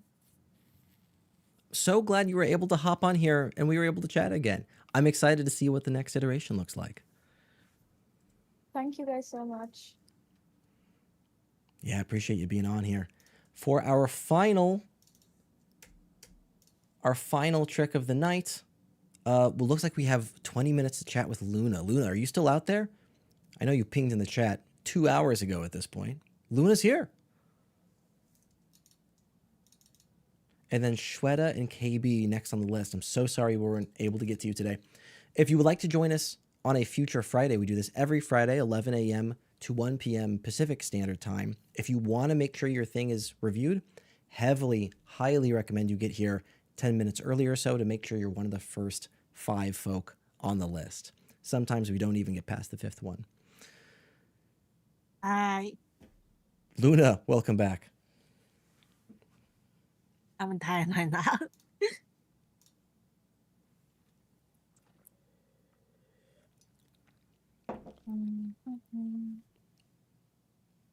It's so quiet. I was waiting for Tim to do a little intro there. Yeah, Yeah, I'm I waiting for think the it link. was I don't possible. have the link for Luna's site. Is this it? Is this currently it? Yes, This is they from my history. say. This is from Yeah, my they history. Okay. do. Yeah, I can like removing a lot of things in my portfolio for this week because there's a lot of things to talk. Luna, we've Well, chatted Luna. before. We've got some context about you. Provide some context for the chat so we're all aligned. Give us a little bit of context about who you are and what the problem is you're trying to solve. So I'm Leonardo, and I'm a graphic design graduate, and I gained the US design experience from my volunteer. Currently, I'm seeking for my first year full-time position as a US UI design job related. So you can help me checking with management and my first case study a day. And I did change the management from the Figma to the Google Doc this week. And I hope you can check it first and check my. If less time, you can also check with my case study. Nice. So I'm hearing a resume review. Luna, we've only got 15 minutes left. We probably won't have time for a case study. Is it okay if we just focus on the resume today? Sure. Heck yeah. I'm remembering. So I think we've talked about your case study. I'm sorry, your resume before, and I remember there were some ATS quandaries. Is that sounding right? Yeah. Yes, you did. Yeah. Okay. So this is a remake in Google Docs. Fantastic. It's a little bit too late, Luna, but is it okay if we open your resume on stream? Sure. Perfect. I'm tired. It's done now either way. It's up there. You can't take it back. I never mind trying to manage my to not Word document Google Doc. That's weird. Google Doc is a solid choice of resumes. For folks in the chat, we really only recommend building resumes in Google Docs or Microsoft Word. As much of a bummer as those two applications are, they're just the best ones for guaranteeing ATS capability and support. Let's see here. I'm looking through this. Now, when we look at resumes, we typically have like this outside-in approach. We start at high elevation. Are all the sections in the right place? Are the things there? Is anything unexpected? Blah, blah, blah. Then we focus in. Are the sections in the right order? You get the idea. We focus in more from there. At high level, I don't know that I see any red flags, with maybe the exception of you've just got a daughter on, I think it's called a daughter. You've got a second page here where there need not be a second page. And that's, Tim, is that referred to as a daughter? Is that? I have never heard that term before, Nate. I've never heard that before. But you do have a second page here that is probably just the error of an extra enter key somewhere. Chat, let me know if anybody else knows that term daughter. I don't. It was like a daughter. Maybe it's a child. Anybody here with like print design will know the term for this. No, daughter as in like a D-A-U-G-H, as in like a child. Cool. But beyond that, I'm not seeing any real red flags here. Like, I think you've got all the sections. The order is maybe slightly questionable for your education section. We would typically see that right below experience. I don't see any reasons why that wouldn't be the case in yours. The quandary here is like, when it comes to creative folk, particularly those with backgrounds in like graphic design, for example, there's a desire to lean more toward creative resumes, and the industry is just not well set up for creative industries. The recruiters, hiring managers, they're churning through resumes left and right. And the more we can lean on the standardization, the more effective it is for them to read it. And of course, the introduction of ATSs just narrows the constraints even further. So the education section being in a more like typical location, there's no like strong argument for that, with the exception of it's just a standard thing there. Tim, you're circling, crossing out some stuff, drawing some pictures. Where's your mind currently at? Yeah, so some of this feedback would be, I'd say, objective. Some of the feedback will be more about personal opinion. And I'll try to make clear where we are. So these are common items that Nate and I flag for people. I also think there's just a couple of like print artifacts that are worth pointing out. For example, you do have your name here at the top, and then you have in parentheses the title of a job that you're looking for. Nate, have you seen this before where people will put in parentheticals what their job title target is? No, I haven't. I haven't seen that either. I likely would forego this. I would just do a pipe, which is like those lines you'll see in text. I would just do a pipe. So I'd do your name, and then I would do the title that you're looking for, not in parentheses. Same thing here. You have your portfolio, and then you have it in brackets. I would not do brackets around your portfolio website. I would just do your actual website as it is here. No need for the brackets. You're also using bullet points to separate items here. Bullets can be ingested kind of weird into ATS systems. I would also just use a straight pipe. Just use a pipe again. So it'll look something just like this. However, great work to include one, your portfolio link, and then your email fully here. You are missing your LinkedIn though. You'll want to include your full LinkedIn link here as well. LinkedIn links can be really, really long, but there's a trick you can do on your profile settings to basically write short LinkedIn links for your profile. It's easy to look up online. Getting into things a little more, you have a section that is, I think it's your summary section. It's just titled objective. I have not seen that before. Nate, have you seen that before? No, and I appreciate you calling out, looking for a more standard title there. Yeah, I'd rename this to summary or executive summary. I'm also Nate will probably speak more on this than I will. Having an executive summary at the top of a resume is a mixed bag and is sometimes very effective and is sometimes not effective. I would suggest, based on the content that I've read inside your summary and how it is basically a mirror of this information down here, I would remove this summary and spend more time building out this section down here. My advice is don't have a summary here at the top. You also separate your professional experience into professional experience and into projects. And then you've labeled those projects as academic project, passion project, or volunteer. I think you can remove all three of these labels. And I think you should put them all under one section, which is just experience. So I don't think you should have projects. I don't think you should professional. I think you should just say experience and then list all of these, probably with the dates correct. So if this is your present, then this one goes on top, and then of course, having the correct dates down here. And I think doing that alone will already fix this problem of getting this information onto the correct page, so you no longer have this tiled artifact page, as Nate likes to put it. And that'll help solve that automatically for you. And then I have a suspicion. I have not read these bullets. I do have a suspicion, though, that we're going to want to go through here and beef up each bullet point, probably. But how do you feel about this feedback so far? We are so fine. Luna, you're doing a lot of stuff here really well. Like, we dive into critique real fast on these calls, but know that Tim and I are both seeing and recognizing that this is not the first iteration of this resume. And we can see that in your effort here. So you're doing a lot of things correctly here. The professional summary section at the top, we have all kinds of nuance and all kinds of philosophy we could talk about for that professional summary section. I'm happy to dive into that. Are you okay skipping that conversation with the understanding of, hey, your resume is stronger if you just take it off? Is that okay with you? Cool. Know that for folks in the chat, that isn't the case for all resumes. There's certainly debate there. For Luna's resume specifically, Tim and I think it's stronger without it. Plenty of nuance there to talk about. Let's see. The next thing I want to talk about are probably your bullets, because I think the rest of the stuff here you're doing well.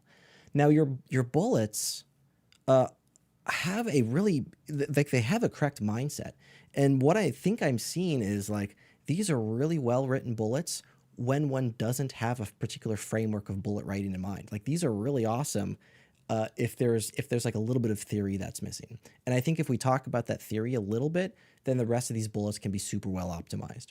So let's talk. Luna, have we ever talked in the past about the what, how, why approach to writing bullets? No. So let's take a look at bullet number 1 here. Improved usability test satisfaction from 2.2 to 5 to 3.5 by 5. Now that is theoretically a why. Like the reason you worked on something is to accomplish this thing, and that's the why. So we're starting this bullet with a why. By addressing key user pain points and making features easier to understand is kind of a how, and the thing we're missing here is the what. As in, like, how did you go about doing that research? Like, what were the artifacts you built along the way? And I can show you an example of this. Now, that why, how, what approach is actually really good. I just think it can be optimized a little bit. So check this out. The next bullet down, conducted user research through 10 plus interviews and analysis of 30 plus Microsoft Clarity sessions and recordings is what you did. Identifying usability issues that informed improvements to the time filter experience is that why? Yeah, that would be the why you did it. Yeah, that would be the why you did it. And we're missing like how you went about solving this analysis. Let me pause there. The what, how, why metaphor here can be a little bit tricky to like apply succinctly, particularly when reviewing other folks' bullets that are really close. How are you feeling about this feedback so far? Is it making sense, or is this still kind of like soupy ambiguous? I feel it's fine. So if I we, feel it's fine. I'm sorry, go ahead. Okay. So let's, I'm not saying. yeah, let's see if we can apply the what, how, why process to these bullets. So let's look at that second one there. Conducted user research through 10 plus interviews and analyses of 30 plus Microsoft Clarity sessions recordings, identifying usability issues that informed improvements to the time filter experience, leading to an improvement score of 20% in X, Y, and Z. Like, so now we're like making sure we tackle a what, how, why in one particular bullet. We're covering across all the individual things, and that we do a couple of things with this. One is the whys of your bullets are really important. They're by far the most important thing to talk about when chatting with hiring managers. There's something else that we're doing here that's kind of clever. If we write a bullet with the what, how, why approach, it also forces us to write a lot of good key phrases and vocabulary in our bullets, in our resume bullets, now enabling a lot of really awesome ATS friendliness. We're adding keywords in there specifically for ATSs. So like if you were to go through every bullet here and then validate every single one follows some sort of what, how, why formula, or if you want to be fancy, a why, how, what formula, if you can accomplish every bullet answering all 3 of those questions, you're guaranteed a resume that is like really awesome for ATSs and very consumable to that of humans. And for the moment, a lot of your bullets look like they're getting some of the whys, there's some of the whats, some of the hows, but it's not a consistent framework at all throughout the rest of the resume.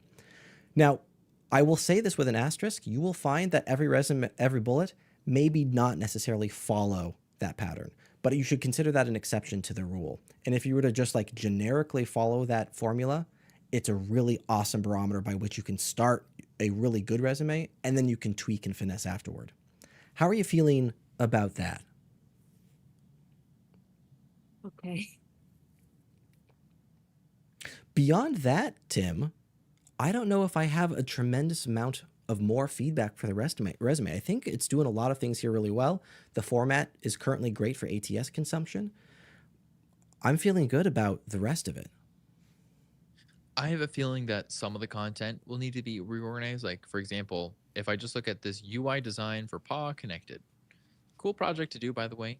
but like you're focusing on, I designed a 6-page responsive website, which is cool, for an animal shelter to streamline pet adoption. This is more important to me than this part here. And so just recognizing that sometimes we have metrics, but they're vanity metrics, and focusing on the valuable stuff and making that the thing. For example, do you know how many people registered? How many pets got adopted? Looking at like more of this adoption metric rather than a I built 6 pages. You did get lots of views, which is interesting. I wonder how it compared traffic wise. Yeah, Okay. I check on my dribble. Yeah. Another one, for example, here, looking at you developed 20 reusable UI components. That is work that you've done, but not the work that necessarily I want a product designer to be like leaning on. I think this is a vanity metric as well. But a scalable design system to maintain visual consistency, this would be the important part. Talk about enforcing or creating a visual identity that is consistent across all designs everywhere. This would be the thing I'd focus on personally. And so I think there's just kind of like as we talked about with other people today, identifying what your thorough line priority is, and then being able to focus on that as the thing you want people to stick with, rather than falling into this trap of I did work. That work is valuable just because I did the work, versus the work I did solves a problem, a user problem or a business problem, and therefore is valuable in that regard. Making sure to tie in, just understand what is your metrics of success, and are you actually reaching that metric?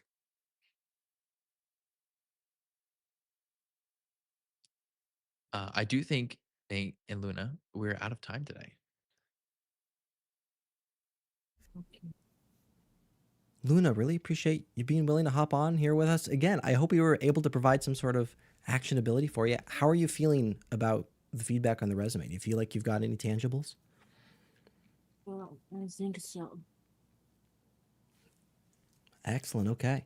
And then, of course, everything is being live streamed and recorded. So if you wanted to go back and listen to anything we said, I'll just toss a link there in the chat real fast for you and the rest of the chat as well. Luna, really appreciate you being willing to chat with us again. Tim, thank you for hanging out with me. Is this a hard stop for you? Nate, I'll say probably close to a hard stop for me. I can linger for a little bit after the stream, and just chat a little bit, but yeah, let's just see where we go. See where Yeah. it goes. For folks on Feedback Friday, we're going to conclude the Feedback Friday segment. We're now going to enter the Q&A segment. So if you have any questions about design philosophy, design theory, anything design related, feel free to chuck it in the chat and Tim and I will take a look at that. Tim, we talk a lot about mental models, building artifacts like here on designshaped.com. There's another mental model that I've been working on for a little bit now, and I'm trying to figure out the best way to communicate it. I'm going to send a link and you're going to take a look at it. It needs a little bit of challenge. And the quandary Oh, okay. the quandary that I'm trying to solve is we frequently talk about case studies and how one writes case studies for particular job formations and teams. I'm a big fan of talking about lean and agile methodologies of product design and product development. The quandary is these are methodologies that for like mentees and for entry level and new level folk in the organization, these are really hard things to talk about because they are like real high elevation methodologies of solving problems. So like folks in the chat who have bootcamp backgrounds, for example, have likely been taught this linear waterfall approach to product design.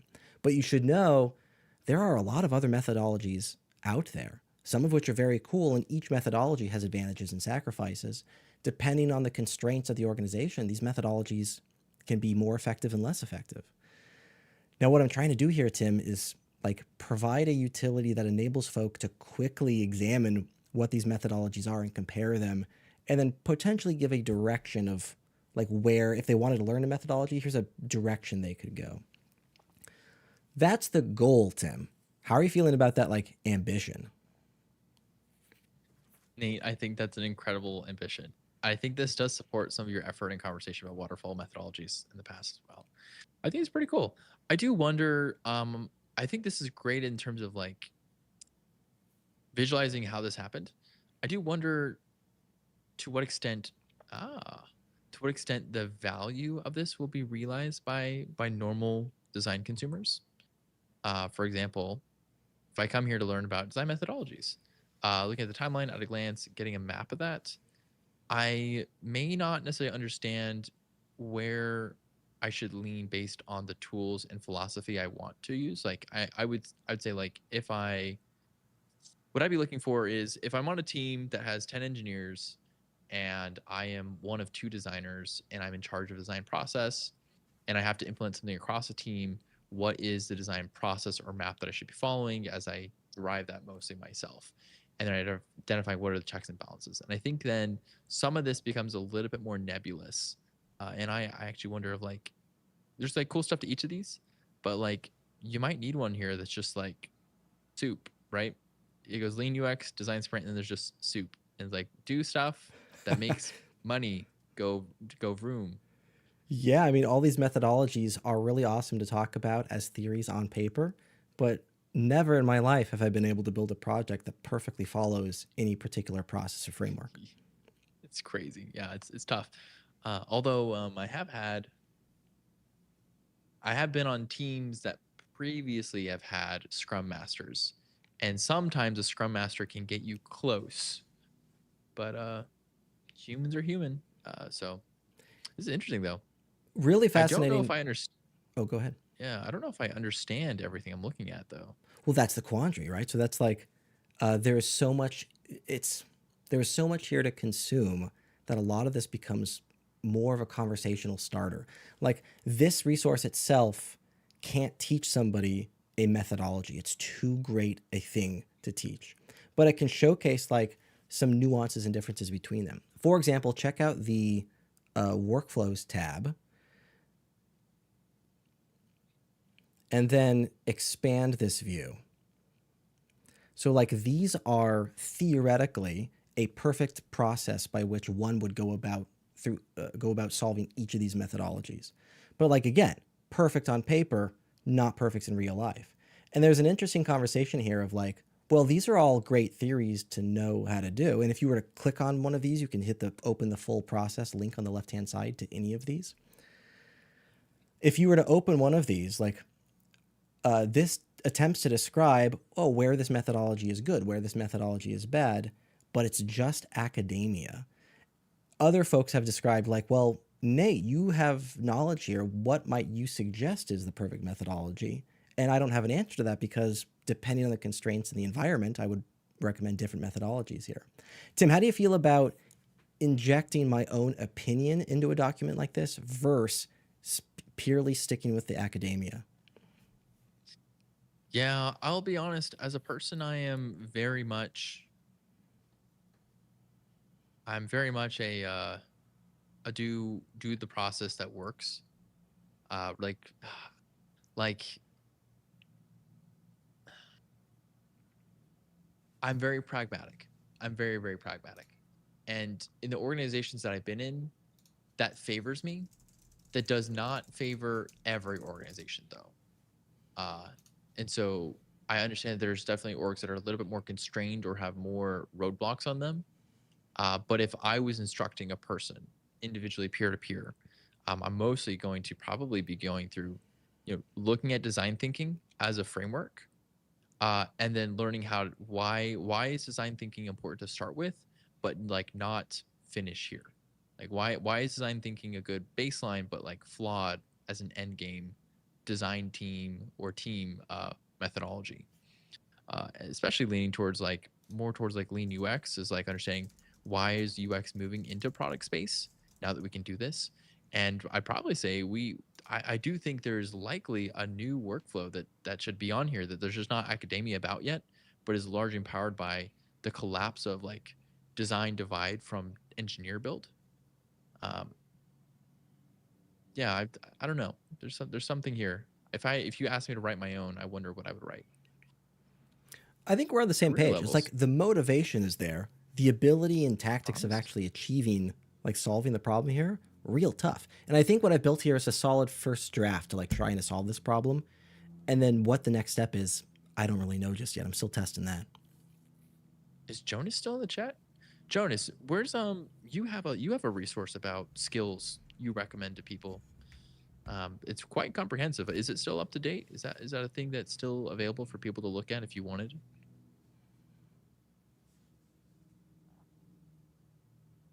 Okay.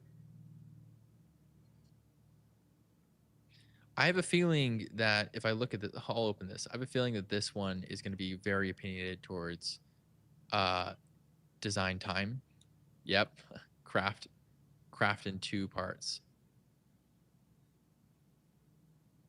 Nice. Very interesting. Now, we do have a couple of questions in the chat, Tim, so I don't want to spend too much time on this. But this is where my mind is currently at, and this is the direction I'm attempting to head. Needs challenge, right? And it needs I think it needs challenge. All right, so this is a link from Jonas. Just in case you guys didn't know, Jonas is like a top mentor maybe in the world. And this is a resource that he shares. He'll probably post about it in the chat a little bit if he wants to share more about it. So here's some cool stuff that he talks about. He'll share about what it is to like what you need to improve, like work on across all different aspects of things, and then figuring out where you go. So I'm curious to see if he has any write-ups he wants to share inside the chat about this. But I'd say just remember, anytime you're using someone else's methodology or item, you're subscribing to the experiences, the worldview that they have, which can be very valuable. Like nothing, no shade on that. But for example, if I do want to say I want to use the Figma, I want to use the Figma. Where does this go?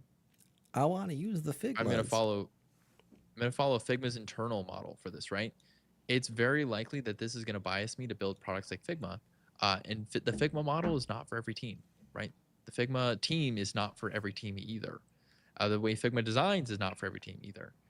In fact, I have some very specific complaints to the Figma design team, but I'll leave those off. So just a thing to keep in mind. What else we got, Nate? Got a question in the chat from Jade. What are some skills that one needs to build up to transition to a more senior UX UI design role? I've got all kinds of thoughts on this, Tim. I'll start us off, and then Tim, I imagine you have thoughts here as well. I have a hot take for you, and then an opinion about elevation. So the hot take I have is a senior level in UI design. Now, we know that AI is producing more capable than ever work. And one of the fears I have is that AI design is going to consume and largely outdate a lot of roles dedicated to UI design. Now, there are caveats and exceptions to every rule, but if the goal is to elevate from UI design, I would argue that the elevation of UI design is not senior UI design. It would be to move to UX design and then elevate to product design from there. Tim, challenge me on that. Any questions or any feedback there? You're currently muted. It's just the music in the background. If I was to understand or to restate what you're saying, we're going to lose our soup here. Are you suggesting that the difference between UI designer seniority is going from UI to UX? So senior UI designer might be actually a UX designer. I don't think exactly. So like, for example, if you were a mid-level UI designer, there's often a material aspect of design, but design is not itself the artifact that happens on a thing. And over time, we change what artifact and material we design with, right? Whether it is drawing on a sketchbook, whether it is drawing inside Sketch, the app, or Figma, the app, and now moving into like coding layers. And so like, I think language is one of the underlying fundamental pieces of design though, because we use language to describe things and we use language to direct expression. And so, you know, even if I design inside Photoshop, there's a language that I'm chasing that I'm now expressing. Inside Figma, the exact same thing, right? There's always this underlying expression of language that I'm chasing. And so I think maybe, Nate, what you're describing is as seniority happens for some of these roles, is AI basically reduces the amount of skill it takes to build on a surface the language of communication that goes into getting to that thing takes more and more effort now, and is where we need to spend more time. So as you think about like actors in a movie, The career trajectory for a lot of actors is actors usually start as slow time, then they become big, high level actors, and they can keep doing that for a long time. They can just be like really expensive actors for forever. But you'll notice that some actors, they move on to directing because their experience now lets them know how to describe and help other actors become really, really good actors as well. And I think there's maybe an element of that for us as designers, is that as we're working inside this thing, we're experiencing what it is to like use language to craft and build interfaces in Figma on our notebooks, our drawing. We're learning how to translate problems into this thing. And now, once you begin to master that process, you're able to describe it and use language as a different material. And that interface that we design on top of is looking more and more like the shape of AI, which connects to language. And we can now use language to direct these tools more directly into building things for us. Does that maybe describe where you're going with this? Yeah, more or less. And the second part of your question, Jade, here is, like, how do I elevate into seniority within these positions? I've got a quick answer for me, Tim. I'd love to hear your feedback here. If your goal is to build more seniority in UX design, I would heavily suggest building skills in facilitation and workshopping, building these like real core fundamental communication skills. Now, when I say communication skills, most people scoff. They think of things like writing emails and being persuasive, and these are important things too, absolutely. But I'm specifically wanting to point out the ability for a product designer to take a business problem, engage in the ambiguity of solving that problem, and building alignment on a direction that we should solve that problem. And that's where a lot of facilitation and workshopping comes into play. Tim, what are your thoughts on building seniority?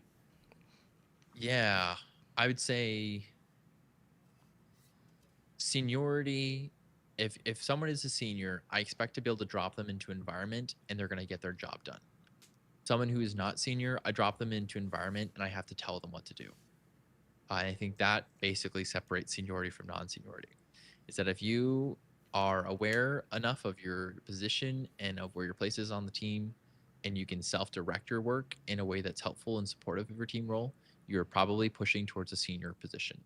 And if you need someone to direct you or to define steps for you, and if you were left to your own devices, not much is happening, you're probably not pushing yourself towards seniority.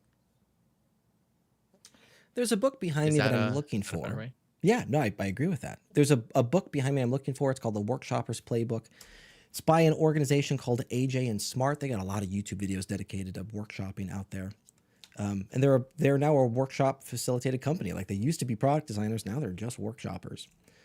I'll see if I can find a link to that. There are other like products out there. Yeah, Matthew Kelly's got AJ and Smart in there already. They also own educator.com or no, facilitator.com, something like that. There are other resources here. Here's kind of an interesting project or product called Workshop Tactics. And these are just like cards that one can then utilize to build different workshops. And it walks you through like tactics you could utilize to narrow down scope on particular things. These things are expensive. They're like $100 each for a box. You can find them on Amazon. They are, wow, pip decks. Matthew, you were so fast. This is a pip deck. Now, you could spend the $100 on there. I will also say that you can find them online through various illicit sources as well. I think pip decks are a little overrated. It's good information, but I do think you're paying for the packaging, which is valuable. Like for to be clear, that's all a product is, right? It's often just packaging of a value in a different way. And so if you value the packaging of a pip deck, it's the right product for you. But if you are open to other packaging of information, there's probably other ways to get them. But I have never met someone who owns pip decks who regrets getting pip decks, because they often find that the product is so well designed, the convenience and the material of it is just worth it to them. So I will say they do provide a value. Whether that value is worth a $100 fee for one of them is real questionable.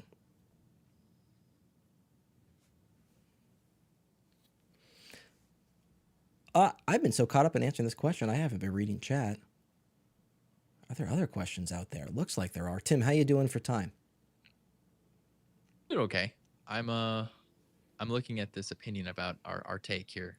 I'm wondering if we should interface with it or if we should just leave it be. The one you currently have screen shared? I'm not screen sharing any take. Oh, I thought we sharing. were looking at design. I thought you were referencing our chart here as a take. No. Got it. Jade has asked, oh, I'm sorry, Gracefield has asked a question. What about transitioning from a different design discipline to UI, UX? A lot of different ways we could talk about that question and answering that. There are two sort of answers to this question that I typically draw back to. And one is heavily focusing on the Venn diagram of skill sets between that organization. So for example, you currently work in healthcare, you want to transition to UX design. You then may want to take your healthcare background and target UX design in a healthcare space where you can talk about these Venn diagram of skill sets. I'm really good at talking about regulatory compliance. I'm really awesome at understanding the adjudication process within the healthcare space. Therefore, you should hire me as a UX designer because I have all this deep inside knowledge. So there's answer one. Utilize your background and differentiation to weasel your way into a UX design position that's familiar in a similar industry. Answer number two to this is a little bit longer, and the hurdle is, like, let's say you're in an industry that's so far adjacent to UX design, it's not an easy one-to-one swap like that. So now there's a book behind me called The Color of Your Parachute. I don't know if I recommend it anymore. It's an old book. It's written in the 80s, and they keep making new iterations to keep selling copies. The only thing in there that I think was probably wise advice for current modern economic times was, if you're too far removed from an organization or an industry that you like UX design, and you want to get into UX design, you might have to find a job that's a middle ground. So job one is too far removed from UX design, but it's not too far removed from job two, so that job two gets it closer, and then job two will be able to get you into UX design. That middleman job hop. Tim, any thoughts there of how to weasel your way into UX design, how to transition from one job into UX design?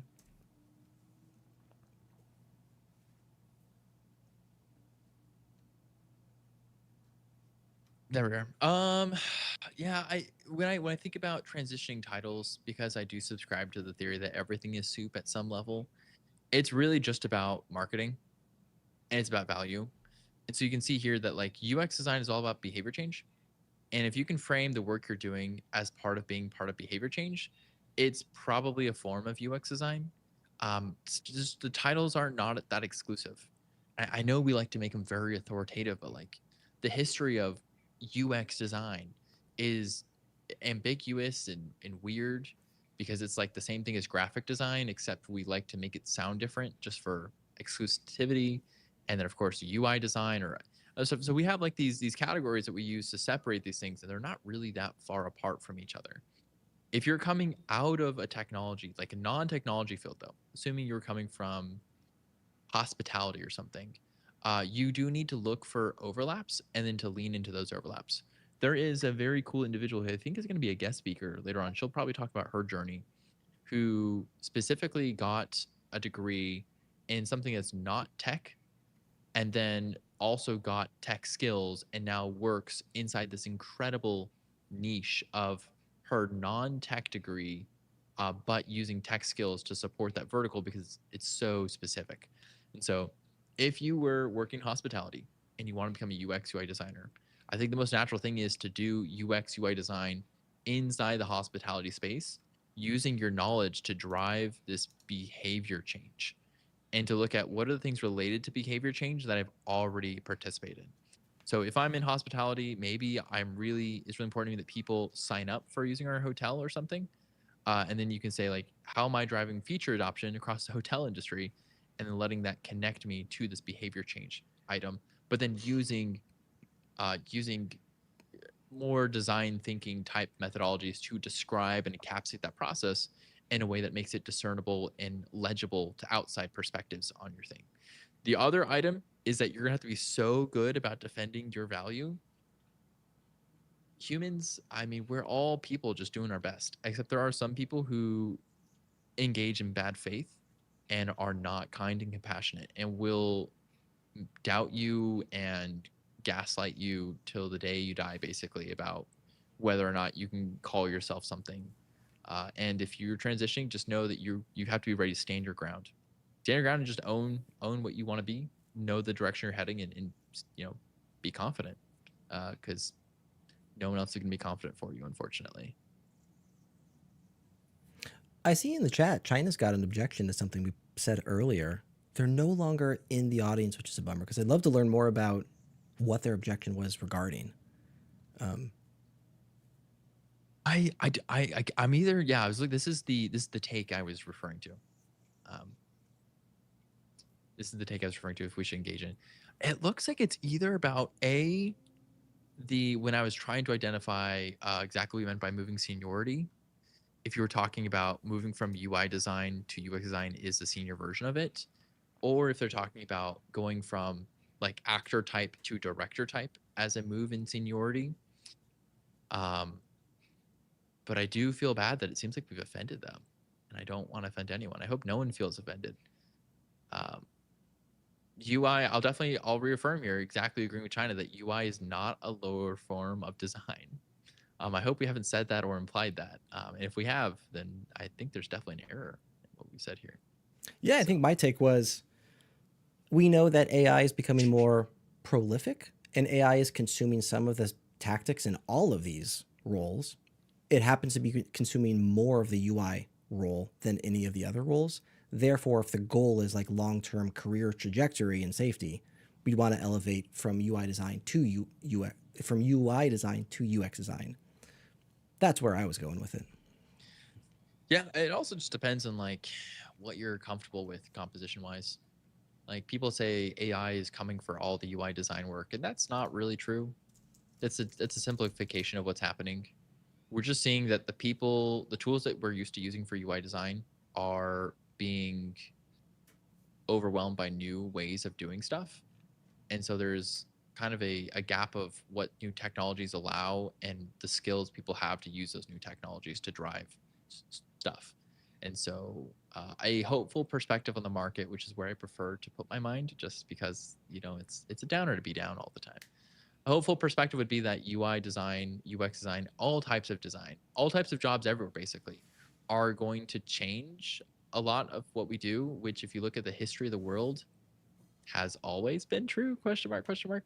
We do things differently all the time everywhere, and that's 100% like okay. Just recognizing that things are changing, and people are really fatalistic about that change. We don't need to be fatalistic about it, but we do need to recognize the activities we do that support these current notions are different now. And there's no getting around the differences that do empirically exist. Tim, we've got and maybe the world will blow up as well. I don't know. All turn it's all into soup anyways. It's all soup. We just souped at the same time there. We're gonna stir the soup differently now. Yeah. Jonas saw Mike Montero. I'm on the fence about that guy. I think his rhetoric is great. I don't know, his methods of communication are super persuasive. He's real hot-headed is what I'm getting at. He's punk rock, Jonas says. I'd agree with that. We've got one other question in the chat here, Tim, before we take off for the day. The chat here is, Gerg, if I want to break in as a junior/entry-level designer, do I have to kind of conceal the fact that I haven't done professional work before? And I would really like to be in an environment where I can learn. Do you have to conceal the fact that you haven't done professional work? Let's break that up. This thing about humans discrediting the value of other humans drives me crazy, drives me bananas.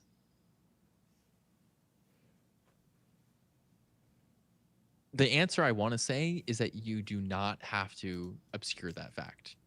I'm worried that it will be beneficial if you do obscure the fact, though. Is that a hot take, Nate? No, I think that's spot on.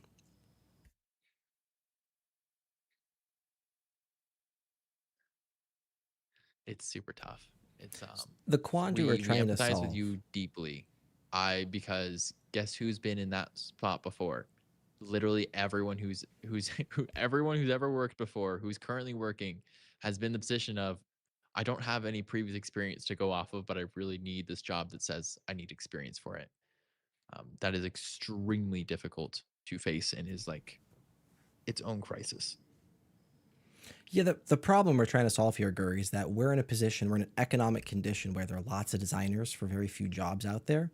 Therefore, companies are empowered to get the designer with the most experience, with the most capability. Thus, those with passion projects are deprioritized. That's the quandary that we're trying to solve for.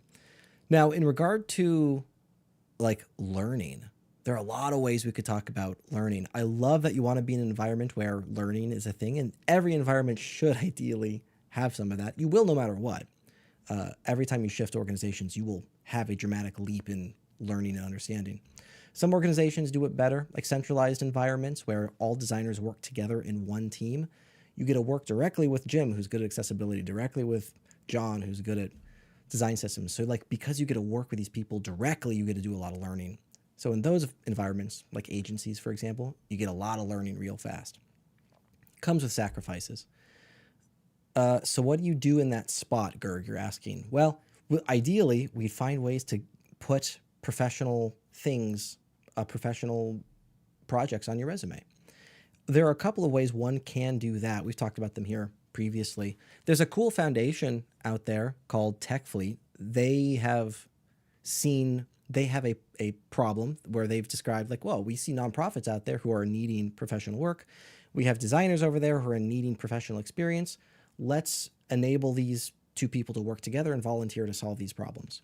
So it's volunteer work, but it gets a real world project on your resume. So there's a solution like that.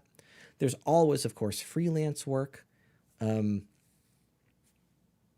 that, Tim, any other quick pieces of feedback you have for breaking into an industry without professional experience in the background?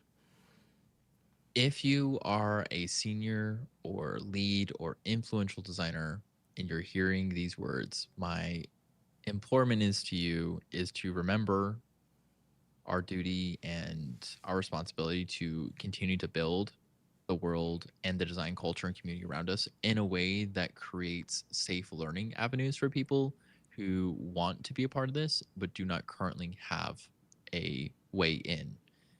And I'm grateful for teams like the techfleet.org team and other people who are actively attempting to foster mentorship platforms and create ways for people to gain experience and to gain exposure.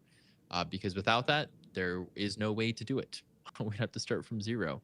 The exchange of skills and knowledge transfer happens through human connection, communication over time as we share work together. And without that, it just doesn't work. That's the whole chain here. And so this is another reason tech companies are, I think, even in crisis mode in a lot of teams, they are creating environments that favor basically teams of all senior teams. I've even talked to teams like this who are like, yeah, our team is all senior. We are only senior designers. And like that attitude of only taking on people who are already experienced is destructive to the community as well, because there's nothing you're giving back. You're not rebuilding. It's just cutting down trees and planting nothing in its place. And that we just can't abide that. And it's important for all of us to recognize that if we ever reach a position where we have the opportunity to give back or serve, we should do so. That is actually, I think, one of the main reasons Nate and I are doing something like Design Shaped, because I've benefited greatly from mentorship I've received. It was difficult and expensive for me to receive mentorship, and knowing that that's a barrier for a lot of people, it's just not a barrier I want.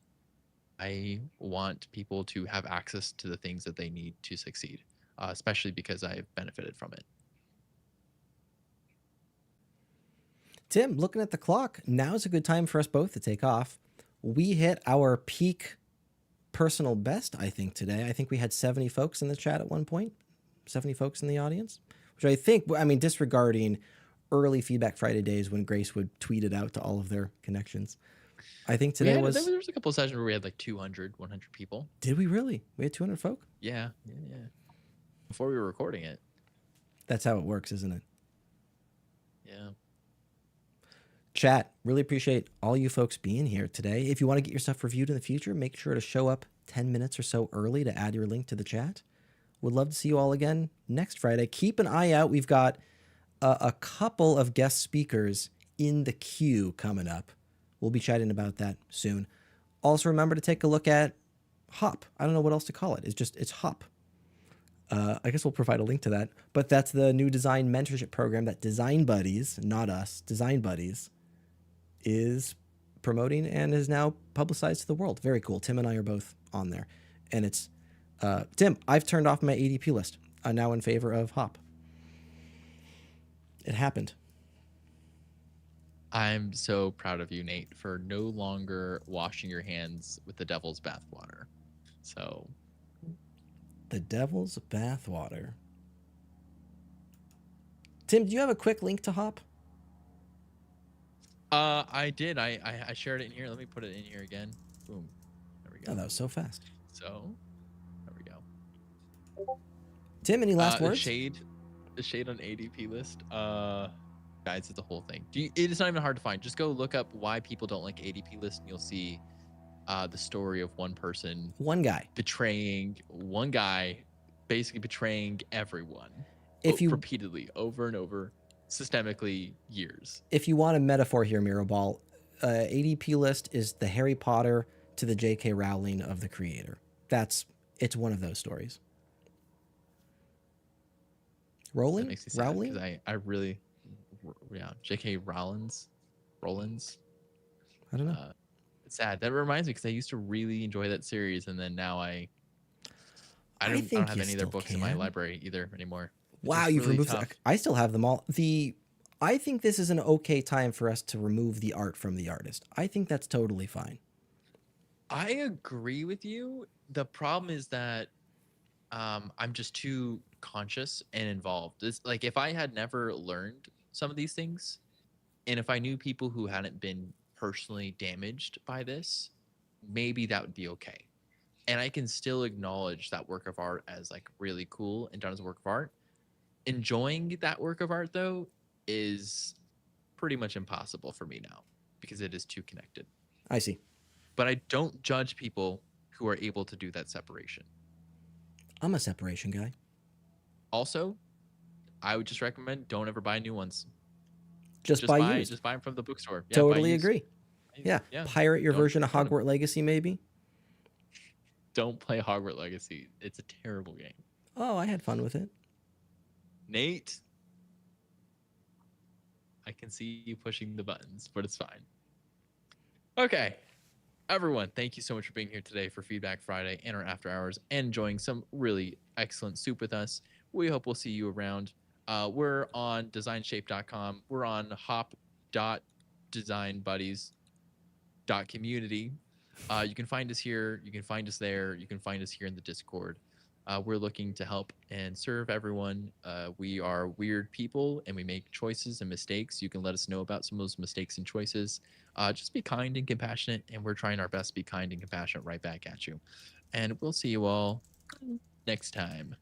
Like that, we got to do sound effects. That was something. That's it. All right. All right, we're going to push the button. End stage, everyone. Farewell.